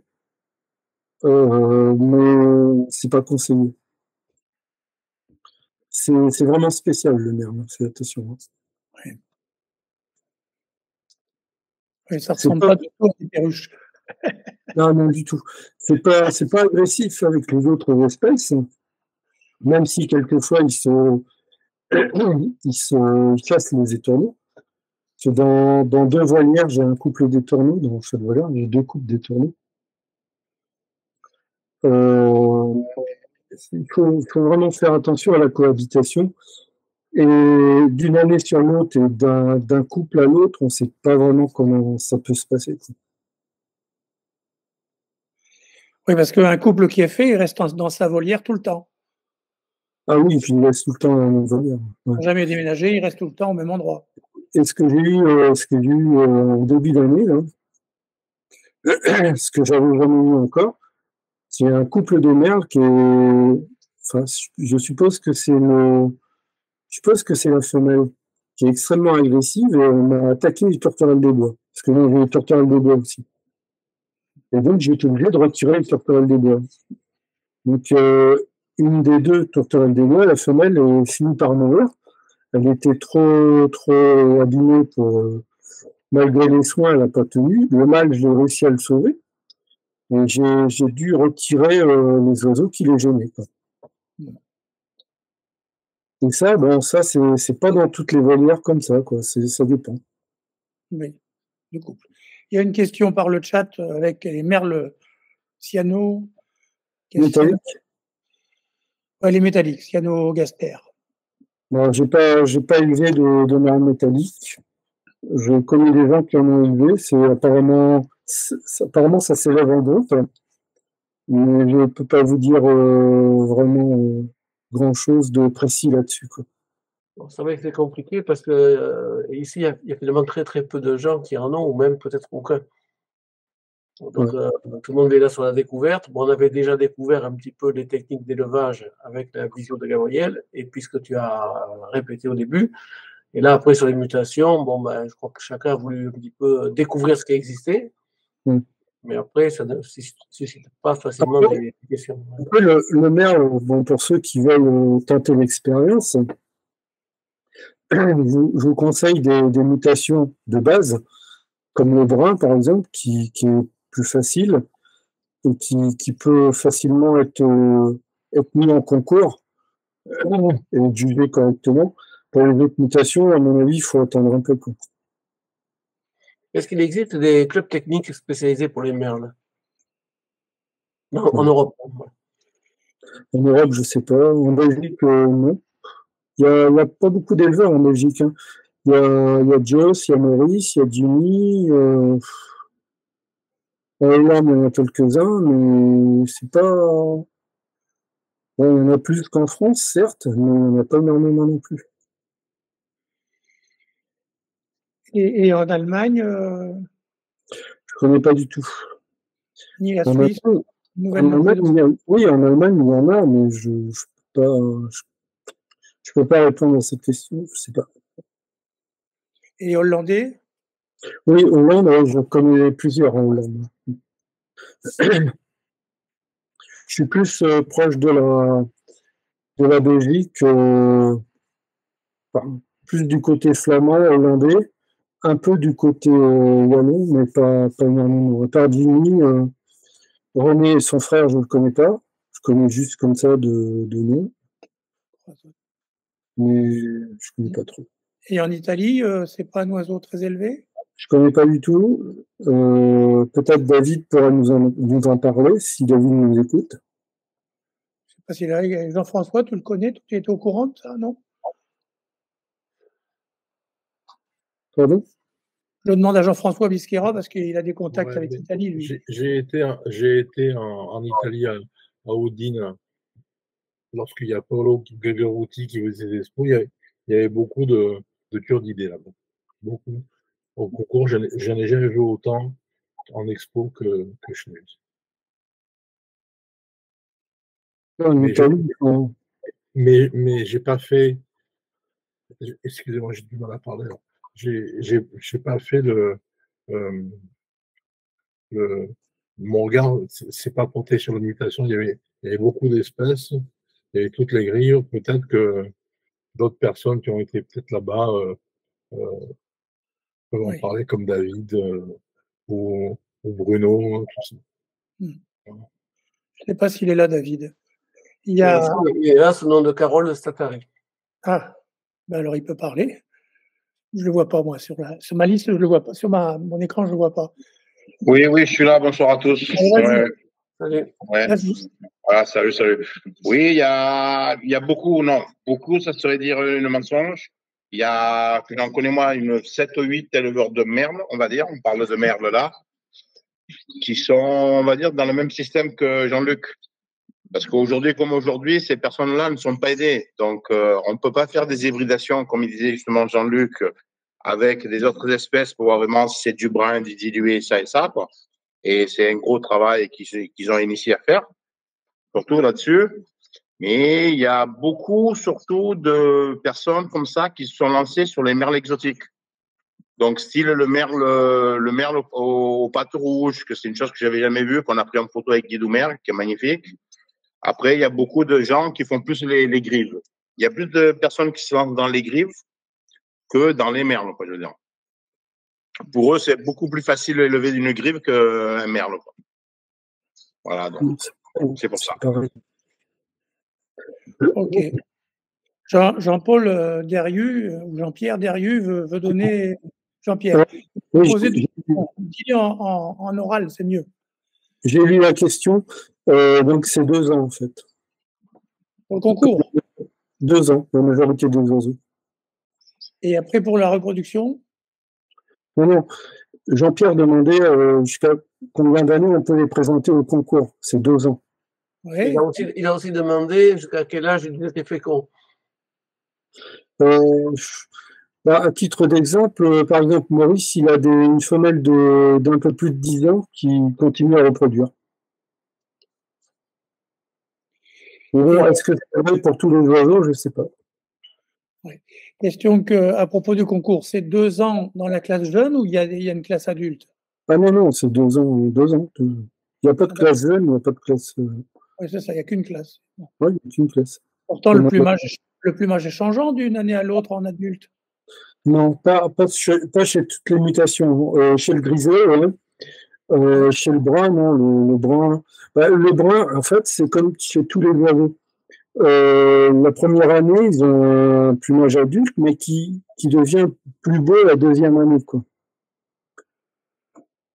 La majorité des oiseaux sont comme ça. Sinon, l'élevage du merle, c'est relativement simple. C'est un oiseau qui est costaud. Il n'y a absolument besoin d'aucun traitement. Ouais, ouais, c'est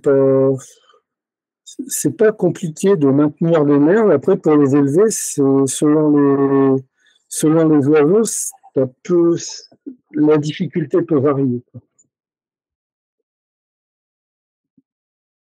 Après, c'est un oiseau qui chante, c'est agréable. Donc, les oiseaux ont commencé à chanter déjà depuis un petit moment. Et là, ils vont chanter jusqu'à la nuit, quoi. Dès que la nuit va commencer, ils vont s'arrêter. Au niveau de la dénomination des inos, comme les inos, ce ne sont pas des inos liés au sexe, chez les merles, c'est du récessif. Non, récessif. Autosomal, hein. Oui, c'est un binos, en fait, c'est récessif. Il ne faudrait pas les appeler inos, hein. Il faudrait les appeler NSL, non-sex-link inos, hein. Parce que ino tout court, c'est sous-entendu lié au sexe. Donc, dans ces cas-là, les écritures internationales disent, on écrit NSL, non lié au sexe, devant le mot ino. Hein, ça devient un mot entier avec les trois initiales en majuscule. Pour bien différencier d'un ino sex-linked, on pourrait mettre SL lino, hein, tout simplement. Hein. Mais de toute façon, les albinos sont tous récessifs. Ah non, presque tous les inos sont liés au sexe, sauf 2-3 cas particuliers. En turquoisine, je crois, il y a un cas particulier, ou en élégante, peut-être. Et puis, mais chez les becs crochus, c'est systématiquement lié au sexe, et chez beaucoup de becs droits, hein, chez le canari, c'est lié au sexe. Non? Non, c'est récessif? Oui, c'est récessif. C'est récessif. Excusez-moi. C'est pas un inhibiteur total de mélanine. Excusez-moi l'introduction, mais le ino, il est récessif autosomique, hein, de base. Hein. Il n'est pas lié au sexe. Alors, chez les becs droits. Le facteur ino, comme l'albino, le lutino, c'est récessif. Chez les becs droits. Ah, mais ça, après, c'est autre chose. Ben non, puisque est-ce qu'on connaît des becs droits qui ont un sex-link ino? Il y a des becs droits qui ont un sexe ino qu'ils appellent lié au sexe. C'est que dans le Gould, ils appellent le lutino, mais c'est pas un vrai lutino parce qu'il est lié au sexe. Le terrain de Magellan lutino. C'est l'inverse. Hein. C'est l'inverse. Parce que chez tous les crochus, il y a une ou deux exceptions, mais il y a très très peu, c'est lié au sexe. Chez certains agas, ça ne l'est pas pour tous. Hein. Il y a des agas, c'est lié au sexe, et d'autres agas, selon l'espèce, ça ne l'est pas. Mais presque tous les autres crochus sont liés au sexe, hein, comme les ailes et aussi les inocinamons, hein, les ailes en dentelle. Hein. C'est automatique, ça. Les palides aussi, hein, tout ça, c'est lié au sexe. Hein.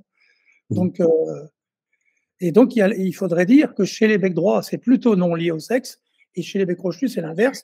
Et à chaque fois, il y aura des petites exceptions. Comme et le phallo, Hervé, c'est quoi? C'est récessif. Donc, le phallo, c'est quoi? C'est un brin ino comme le féo sur le roselin, sur le canari. Oui, c'est ça, comme un féo. Voilà, donc, un brin ino. Donc, on parle que le facteur ino, c'est récessif. Pardon? Donc, le facteur ino, il est récessif. Non. Il est. Le phallo n'est pas lié au sexe chez les crochus. Et le siam, le merle siam, pour moi, je vois un phallo. Il a les yeux rouges et il a une dilution du brun repoussé en bout de plume. Ça fait penser au phallo, ça. Non, en fait, il n'avait pas vraiment les yeux rouges. C'est l'appareil photo qui a rendu les yeux rouges comme avec le merle brun. Il n'avait pas les yeux noirs non plus, il avait les yeux bruns. Quoi. J'ai pas entendu la fin. Les yeux bruns. Le siam a les yeux bruns. Oui, il n'a pas les yeux rouges. C'est l'appareil photo qui a fait ressortir les yeux rouges comme ça arrive. D'accord, mais il n'a pas les yeux rouges, il n'a pas les yeux noirs non plus. Non. Voilà. Oui, mais attention. C'est très bien au phallo, ça. Parce que le phallo, il n'a pas les yeux rouges, il a les yeux rougeâtres. Oui, mais attention aux photos qu'on a vues. Hervé, attention aux photos qu'on a vues, parce que c'est des éleveurs qui ont combiné des mutations sur mutations. Ils ne savent plus qu'est-ce qu'ils ont dans l'élevage. Non, mais là, le siam, il y a un siam sur ancestral, ou un siam sur brun, ou un siam sur. Voilà, exactement. Jean-Paul, il dit bien, là, il faudrait ramener tout sur ancestral pour voir vraiment qu'est-ce qu'on a. D'accord. Oui, c'est ça. Je pense que le siam, c'est l'équivalent de l'Himalaya chez le carpodac ou du perle chez le canari. Ça serait à voir. Ça, c'est ce que tu vois. Et ça correspond au niveau transmission génétique. On n'a pas d'Himalaya sur le Carponac. Hein. Ah bon? On a un gris, hein, porteur de Hino. Un gris porteur d'Hino, on n'a pas d'Himalaya. Le gène émicien, c'est le gène Himalaya. Voilà, tu vois, mais c'est un gris porteur d'Hino. Ce serait l'équivalent, avec des zones du plumage plus foncées que d'autres, notamment la tête. Exact. Il y a du travail là. C'est pour ça que c'est intéressant de voir plusieurs espèces d'oiseaux dans nos visioconférences. C'est très intéressant. On trouve beaucoup de passerelles. Donc, chez soi, personne ne s'en rend compte. Les canaris, c'est des canaris. Les ondulés, c'est des ondulés. Les carpodaques, c'est des carpodaques. Et les merles, c'est des merles. Et en fait, on voit qu'il y a beaucoup de choses qui se rapprochent. Et qui se rapprochent aussi de mutations chez les mammifères, pas que chez les oiseaux. C'est normal, hein, c'est souvent les mêmes types de gènes qui donnent les couleurs des poils ou des plumes. Hein. Oui, chez les merles, on considère que c'est de la phéomélanine ou bien c'est de l'eumélanine brune? Alors là, tu dis plus. Qu'est-ce que tu en penses, Jean-Luc? Je sais pas. Attention, Jean-Luc. Pour l'instant, je ne peux pas me prononcer. Dans le merle, on a de la phéomélanine aussi. Normalement, la phéomélanine, elle déteint au soleil, alors que le brun, il ne déteint pas. Exactement. C'est la nuance. Mais bon, et les bruns, ils déteignent parce que Jean-Luc, il l'a dit. Les bruns, ils changent de couleur au soleil. Ils s'éclaircissent. Ouais. Moi, en fait, je connais le problème parce que j'ai élevé des griffes brunes. J'ai même été champion avec des griffes brunes. Et les griffes brunes, je les mettais à l'étage, à l'abri du soleil, quoi. Pour qu'elles gardent bien la tonalité brune, bien brune, qu'elle soit pas, que la plume soit pas un peu éclaircie par le soleil. Délavée au soleil, oui, bien sûr. Chez les ondulés, on n'a pas de phéomélanine, on n'a que de la mélanine brune, et du coup, au soleil, elle ne bouge pas. Ce qui fait penser que le merle, il a peut-être les deux à la fois quand il est brun. Hein. C'est pour ça qu'il s'éclaircit. C'est sa phéomélanine qui disparaît. Mais sa mélanine brune, elle ne bouge plus. Probablement. Hein. Je dis ça par comparaison. C'est à voir. Il y a beaucoup de choses qui vont probablement changer dans les années qui viennent par rapport à l'observation, par rapport à la problématique qui a été posée ce soir par cette visio. Voilà. C'est ce qui rend la chose intéressante. Oui. La recherche, voilà. Puis, c'est un oiseau qui va évoluer, c'est ça. Le vocabulaire. C'est un oiseau qui va évoluer, qui a une variabilité de plumage surprenante. Beaucoup plus que la griffe, quoi. Est-ce qu'on arrive à tracer les endroits où sont apparues chacune des mutations? Ça revient à une question que Christophe avait posée tout à l'heure, là. De situer la source de l'élevage et la date auprès de l'apparition. Je ne suis pas vraiment concentré là-dessus, mais oui, effectivement, je vais développer le problème quand j'irai voir Maurice, notamment, parce que c'est quelqu'un qui connaît beaucoup de choses, quasiment toute la Belgique flamande.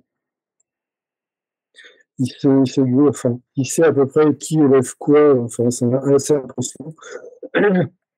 Et lui pourrait me dire éventuellement comment sont apparues les mutations. Et chez qui. Ouais. Et il est important, je pense, d'avoir cette trace, parce qu'on dit toujours je demanderai à un tel quand je le verrai, et quand la personne meurt, ben, souvent on se rend compte que personne n'a demandé. Oui. Non, mais de toute façon, je vais en Belgique à peu près tous les 2 mois. Est-ce que l'AOB aurait publié dans les années très anciennes, hein? On ne sait pas. Personne ne lit l'AOB. Il y a Marie-Christine qui est là. Je pense que oui, hein, je pense que le merle a fait l'objet d'articles, mais je peux pas dire précisément quoi, en fait, au niveau des mutations, je sais pas. Marie-Christine, elle est partie. Du coup, Christophe, il dit d'où l'importance des archives et des classements. Oui, on perd beaucoup de choses. Alors, il y a Majid qui a levé la main. Le micro. Le micro. Non, non, il n'a pas levé, c'est qu'il a oublié de la rebaisser. Ah, il faut enlever la main alors. Cliquez sur la main. Je croyais que c'était une demande. Hein. Ça peut arriver. Bon, pas de questions supplémentaires? Pourquoi il y a de quoi faire là? Oui, il y a de quoi faire, ouais, effectivement. Alors, question à Jean-Luc, l'argenté, est-ce que c'est un bleu?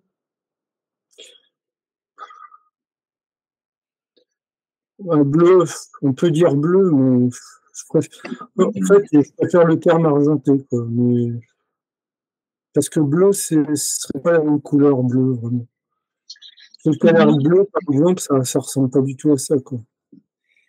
Bleu, c'est manquance de blanc. Ouais. Qu'est-ce que tu viens de dire? Répète, David, j'ai pas bien entendu. Bleu, c'est un oiseau à fond blanc. C'est un oiseau qui ne sait pas faire de l'hypochrome, un bleu. Voilà. Donc, le merle, il ne peut pas être bleu, il est gris. Et le merle, il n'a pas de l'hypochrome. Voilà. Donc, c'est un argenté. Voilà. C'est pour ça que je préfère le terme argenté. Argenté par rapport à bleu, d'accord. Non, parce qu'on entend dire merle bleu aussi, quelquefois dans les écrits, et c'est une erreur. En 2006, c'était un article qui a été fait par Lacroix, hein, et apparemment, ils n'en savaient pas plus que nous à l'époque, hein, peut-être un peu moins. Quoi. Et personne n'a envoyé de plumes chez Mutavi pour faire des analyses détaillées des plumes? C'est la question que je me posais justement si on aborde cette problématique.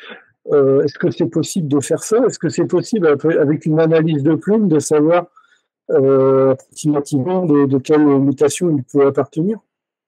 Pas sûr qu'ils vont du premier coup dire ce que c'est, mais ils vont nous dire on observe une dégradation comme ci, une répartition comme ça dans les cellules qui nous fait penser que c'est dû, ils vont faire des propositions. Hein. Et je ne sais pas s'ils ont déjà une banque de données sur le merle, et ils sont toujours à l'affût de ceux qui voudront envoyer des plumes, hein, avec des détails précis avec la plume, hein, surtout, pour ne pas envoyer une plume en disant j'ai trouvé ça dans la nature. Hein. Ça ne suffit pas. Bien sûr. Oui, ben, je sais pas, tu m'enverras les coordonnées et je les contacterai. Ouais. Je ne vais pas te les envoyer direct parce que je ne les ai pas, mais comment il s'appelle, Thierry est en contact avec eux. On pourrait lui demander. Oui, ça pourrait peut-être faire avancer nos connaissances et diriger nos décisions. Moi, le Siam, avec cette répartition très particulière, ça vaudrait le coup parce que eux, ils ont peut-être un point de comparaison avec un autre oiseau. Des poules ou d'autres oiseaux au sens large. Quoi. La bobtail, Siam. Ouais, par exemple, oui. L'idée de faire des comparaisons comme ça interespèces en général dans les mêmes groupes, hein, bec droit et même les familles ornithologiques pour ne pas mélanger les deux bouts. Mais quelquefois, on a des rapports qui se ressemblent. Hein. Mais avec Crochu, ils ont déjà fait beaucoup de travail sur beaucoup de becs crochus différents. Et à chaque fois, c'est à partir de la perruche ondulée. Alors, je parle pour ma bannière, hein, c'est parce que j'en élève, mais parce que la perruche ondulée a déjà 36 mutations à son actif, donc ça permet déjà d'avoir un point de repère. C'est analysé, hein, mutations qui ont été analysées par Mutavi. Et après, on rapproche. Si j'ai l'occasion de faire la même présentation sur le mono en mutation, vous verrez que c'est encore plus compliqué, quoi. Oui, tu as l'occasion, hein. Il n'y a pas de problème. Vous verrez que c'est plus compliqué, c'est que le merle, en fait. Oui. Ouais. Oui. Dans le proche avenir, il y a David qui va nous préparer quelque chose sur les roselins. C'est en cours, on va dire, hein, parce qu'il faut les préparer, les choses. Hein. Pour ceux qui nous écoutent et qui n'ont pas préparé un montage, on en a pour plusieurs semaines. Et quand je dis semaine, ça veut dire qu'on va travailler 2-3 heures par jour, pas 8 heures, on n'exagère pas. Mais ça traîne longtemps entre la préparation, ce qu'on veut mettre dedans, les photos, trouver les photos, les bonnes photos, et puis après demander aux auteurs quelquefois les autorisations, hein, si on ne trouve pas de photos d'éleveurs parmi nous, c'est tout un travail. Et donc, bien sûr que c'est toujours intéressant quand quelqu'un dit « je pourrais faire un truc sur les moineaux hein. ». C'est retenu, ça. Pour la fin de l'année. J'ai fait beaucoup de modifications aussi. Ah oui, c'est ça. Et puis si ça permet de lancer le débat, de dire ah oui, mais c'est comme si, c'est comme ça fait foisonner. On parle d'oiseaux et on fait avancer l'espèce sur la recherche. Et ça intéresse sûrement des nouveaux éleveurs. C'est pour ça aussi. Chez le moineau, pareil, il n'y a pas beaucoup d'éleveurs.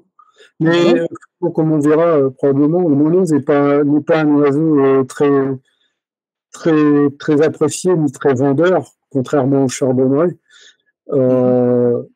Il a un coût en élevage quand même au niveau de nourrissage des jeunes, parce que le moineau va nourrir qu'avec de la nourriture animale, les jeunes. Donc ça a un coût quand même, ça mange beaucoup. Et pour les merles, comment on fait pour trouver des vers de terre à volonté? Je gratte le jardin. Et ceux des pêcheurs, non? Les appâts? Non, moi je gratte le jardin et je le stocke. Ah. Comme ça, j'en ai suffisamment. Enfin, au début, tout au moins, j'en ai suffisamment pour donner aux parents quand ils ont des jeunes. Après, je complète avec les vers de farine et les pinky. Quand il va faire chaud, par exemple, des vers de terre, on va plus en trouver, parce que la terre sera trop sèche. Et comme j'ai pas encore démarré d'élevage de vers de terre, je complète avec des pinky, des vers de farine, et puis comme je disais, j'essaye de faire de l'élevage à la main, quoi. Ça libère les parents, ça leur permet de refaire une autre nichée, et puis voilà.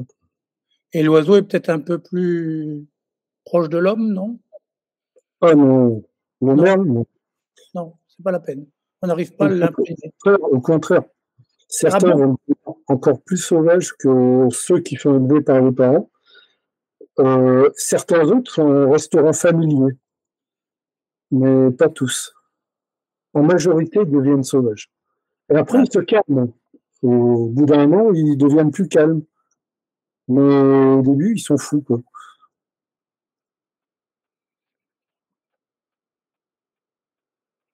Bon. Voilà, d'autres questions? Y a-t-il d'autres questions? Jean-François. Jean-François, vas-y. Ouais, j'ai levé la main pour les vers de terre, tu vois. J'ai un copain qui a fait dernièrement une visio là, sur des insectivores. Et lui, il a besoin de vers de terre. Moi, comme j'ai un compost, chaque année, je récupère dans mon compost, qui fait à peu près 1 mètre sur 1 mètre, un seau de pâté de verre. Et alors, tu les congèles? Comment tu fais? Non, vivant. Il donne à ses oiseaux vivants, tu vois. Ah, d'accord. Et comme aussi, il a pour ses torcoles, tout ça, ses torcoles fourmillers, il a besoin de fourmis, avec un petit aspirateur, j'aspire les fourmis, je lui file qu'il met au congèle. Oui. On peut démarrer l'élevage de vers de terre, mais il faut s'y prendre facilement 6 mois à l'avance. C'est un peu long. Oui, le compost, il faut au moins 6 mois pour qu'il se fabrique tout ça. Oui, c'est ça. Ouais. Et t'as pas ce qu'il faut, Jean-Luc, pour attraper les vers de terre avec l'électrique, là? T'as jamais essayé? J'avais vu faire ça par les pêcheurs, là. Ils plantent deux électrodes dans le sol à ça l'une de l'autre, à 30 cm. Ça provoque un champ électrique en profondeur avec l'humidité du sol. Tous les vers de terre remontent, parce que le courant les gêne, et ils sortent de terre tout seuls. Et c'est les pêcheurs qui font ça. Comme dans le film Godzilla, quoi. Moi, ça, je l'ai pas vu. Je suis toujours devant les vidéos, je n'ai pas le temps de regarder la télé. Un type qui fait ça, il se dit non, je n'ai jamais essayé ça. Moi, j'ai vu faire. Et donc, ça marche avec une batterie. Une batterie tout simple. Ouais. C'est encombrant à transporter, la batterie, mais c'est tout, quoi. Non, j'avais pensé à un moment le faire, mais je ne l'ai jamais fait encore. Bon, ça donnera des idées aux autres. Bon. Jean-Paul, on conclut? S'il n'y a plus de questions, on pourra clôturer. Bon, c'est vrai que c'est un sujet un peu ardu, et bon, mais c'est bien d'aborder aussi ces espèces qui sont très peu élevées. Ça leur donne aussi une visibilité qui est intéressante pour tout le monde. Oui. Parce que c'est un petit peu négligé, c'est vrai. Oui, puis c'est pas impossible à élever. D'après Jean-Luc, c'est pas du tout. à part l'aspect sauvage, tout le reste, le calme. L'aspect sauvage, c'est que quand ils sont jeunes, ils sont très vifs.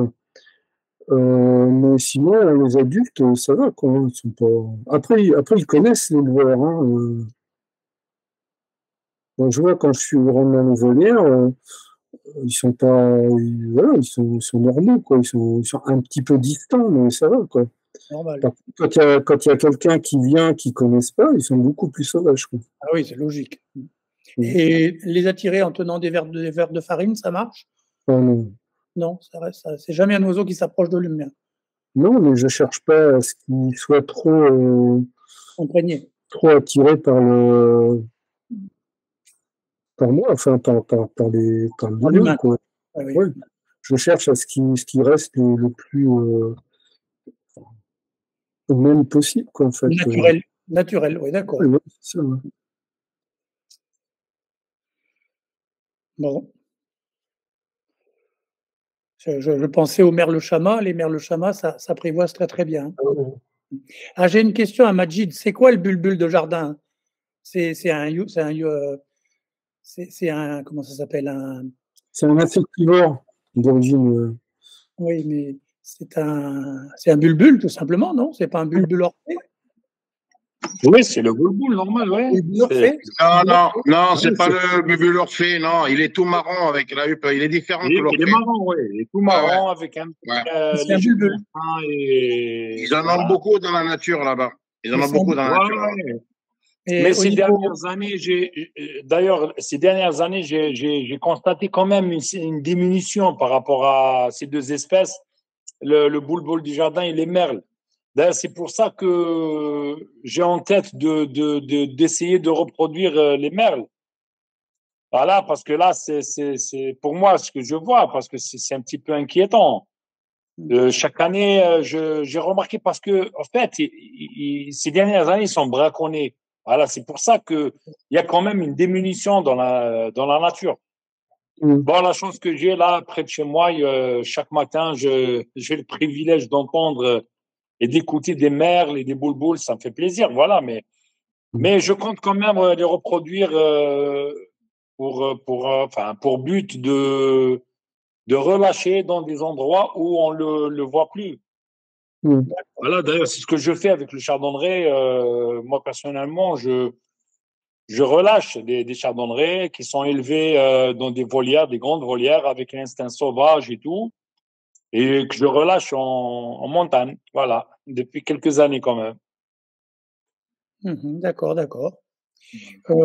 David, le bulbul brun qui est décrit, c'est quand même le groupe des bulbuls ou c'est une autre famille? Non, c'est le groupe des bulbuls. C'est le groupe des bulbuls. Je ne me rappelle pas le nom en latin, là, peut-être Jean-Luc qui va nous le dire. Mais il est tout marron. Il y en a beaucoup en Tunisie, il y en a beaucoup de ça, en nature, comme ça. Tu le connais, Jean-Luc? Non, je ne le connais pas. Bulbul ortolan, je crois qu'on l'appelle ici, un truc comme ça, quoi. Ouais. Ok, bon. Pas d'autres choses? Eh bien, tu fais la conclusion, Jean-Paul? Oui, d'abord, je vais rappeler ce que fait Majid. Il a dit qu'il relâchait des chardonnerets dans la nature. Donc, on l'a vu dans un reportage télé une fois. Hein. Cette idée de relâcher les oiseaux pour repeupler et peut-être souvent montrer que la voie, c'est pas braconner et capturer, mais au contraire, laisser les oiseaux dans la nature et repeupler la nature. Donc, c'est quand même un message à faire passer. Nous élevons, mais nous protégeons aussi. Et on est là pour protéger l'environnement, en protéger les espèces avicoles, les espèces d'oiseaux, et éventuellement faire des lâchers dans la nature pour repeupler. Ce qui n'est pas toujours compris par nos opposants que nous avons en Europe et qui vont gagner du terrain de toute façon un jour ou l'autre partout. Alors, ça nous amène à la prochaine visioconférence parce qu'on va parler de centre de sauvegarde de la faune sauvage, justement. C'est le professeur Courreau, qui est professeur à Maison-Alfort, qui va nous expliquer un petit peu le réseau en France de centres de sauvegarde, et notamment celui dont il a la charge, qui est le centre de sauvegarde de Maison-Alfort, et pour lequel l'UFCOM France est aussi partenaire. Donc, nous avons un aspect protection, même s'il est un petit peu pas assez mis en avant, je pense, hein. Mais il y a des gens impliqués en France qui sont des éleveurs d'oiseaux et qui sont aussi dans la protection. Et notre fédération a aussi un rôle dans la protection, et notamment en finançant ou en cofinançant ce centre de sauvegarde. Et puis, la deuxième visio d'avril, ce sera sur les psittacidés, sur la perruche à collier, non pas pour l'aspect espèce envahissante ou espèce invasive, mais pour l'aspect, au contraire, d'une espèce qui aujourd'hui a beaucoup de mutations de couleurs. Et c'est Laurent Grioche, élève du CNJF, qui animera cette visioconférence.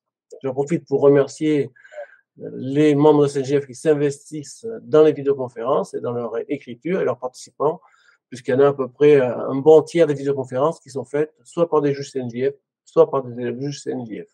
Bon, ça prouve bien que la CNJF est l'élément moteur et actif de notre fédération.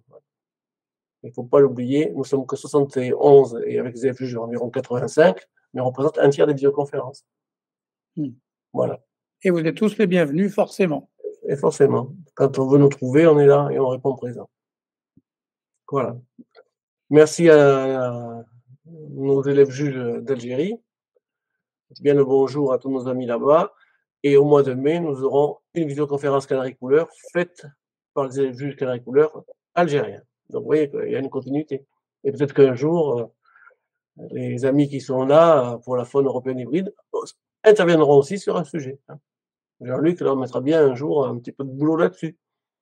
Pour 2024, peut-être. Hein. Commencez à vous préparer. Pierre rigole pas, parce que toi, on attend quelque chose aussi. Hein. Parle-nous des venturons. Je sais tout, moi. Voilà. Il y a quelqu'un qui vient de faire passer un petit bout de texte, mais je ne le retrouve plus sur le nom latin du bulbule en question. Le nom latin du bulbule des jardins, c'est Pycnonotus barbatus. D'accord. C'est toi qui l'as envoyé, mais comment tu as fait pour faire apparaître le texte là? C'est pas moi qui l'ai envoyé. Oui, il n'est pas dans le chat, c'est pour ça. Parce que moi aussi, je voulais regarder en même temps. Et moi, je cherchais dans le chat et je ne le trouve pas. C'est pour ça que je voulais le retrouver. C'est à côté dans les questions. C'est moi qui l'ai envoyé. Et il est dans les... Ah oui, questions. Dans les questions. Ah d'accord. Ah, les questions, on ne peut pas le voir. Ah, le voilà qui arrive. Voilà. Donc, oui. Pycnonotus barbatus. D'accord. Il faut regarder si le bulbule orphée, c'est la même famille, mais je ne pense pas. Hein. Ben, je ne sais pas, justement. C'est pour ça que je demande. Je l'ai vu le mois dernier dans la nature et je ne pense pas que c'est ça que j'ai vu comme moment. Oui. Ça ne veut pas vraiment. C'est pas la même famille. Il y a beaucoup d'espèces de bulbules en plus, alors c'est pas simple. Oui, mais c'est pas le même genre, je pense. D'accord. Merci à tous. Ok, merci à vous. Et à la prochaine. Merci Jean-Luc, c'était très intéressant. Hein. À bientôt tout le monde. Merci Jean-Luc. À bientôt, merci. Merci à tous. Bonne soirée. Merci. Bonne soirée.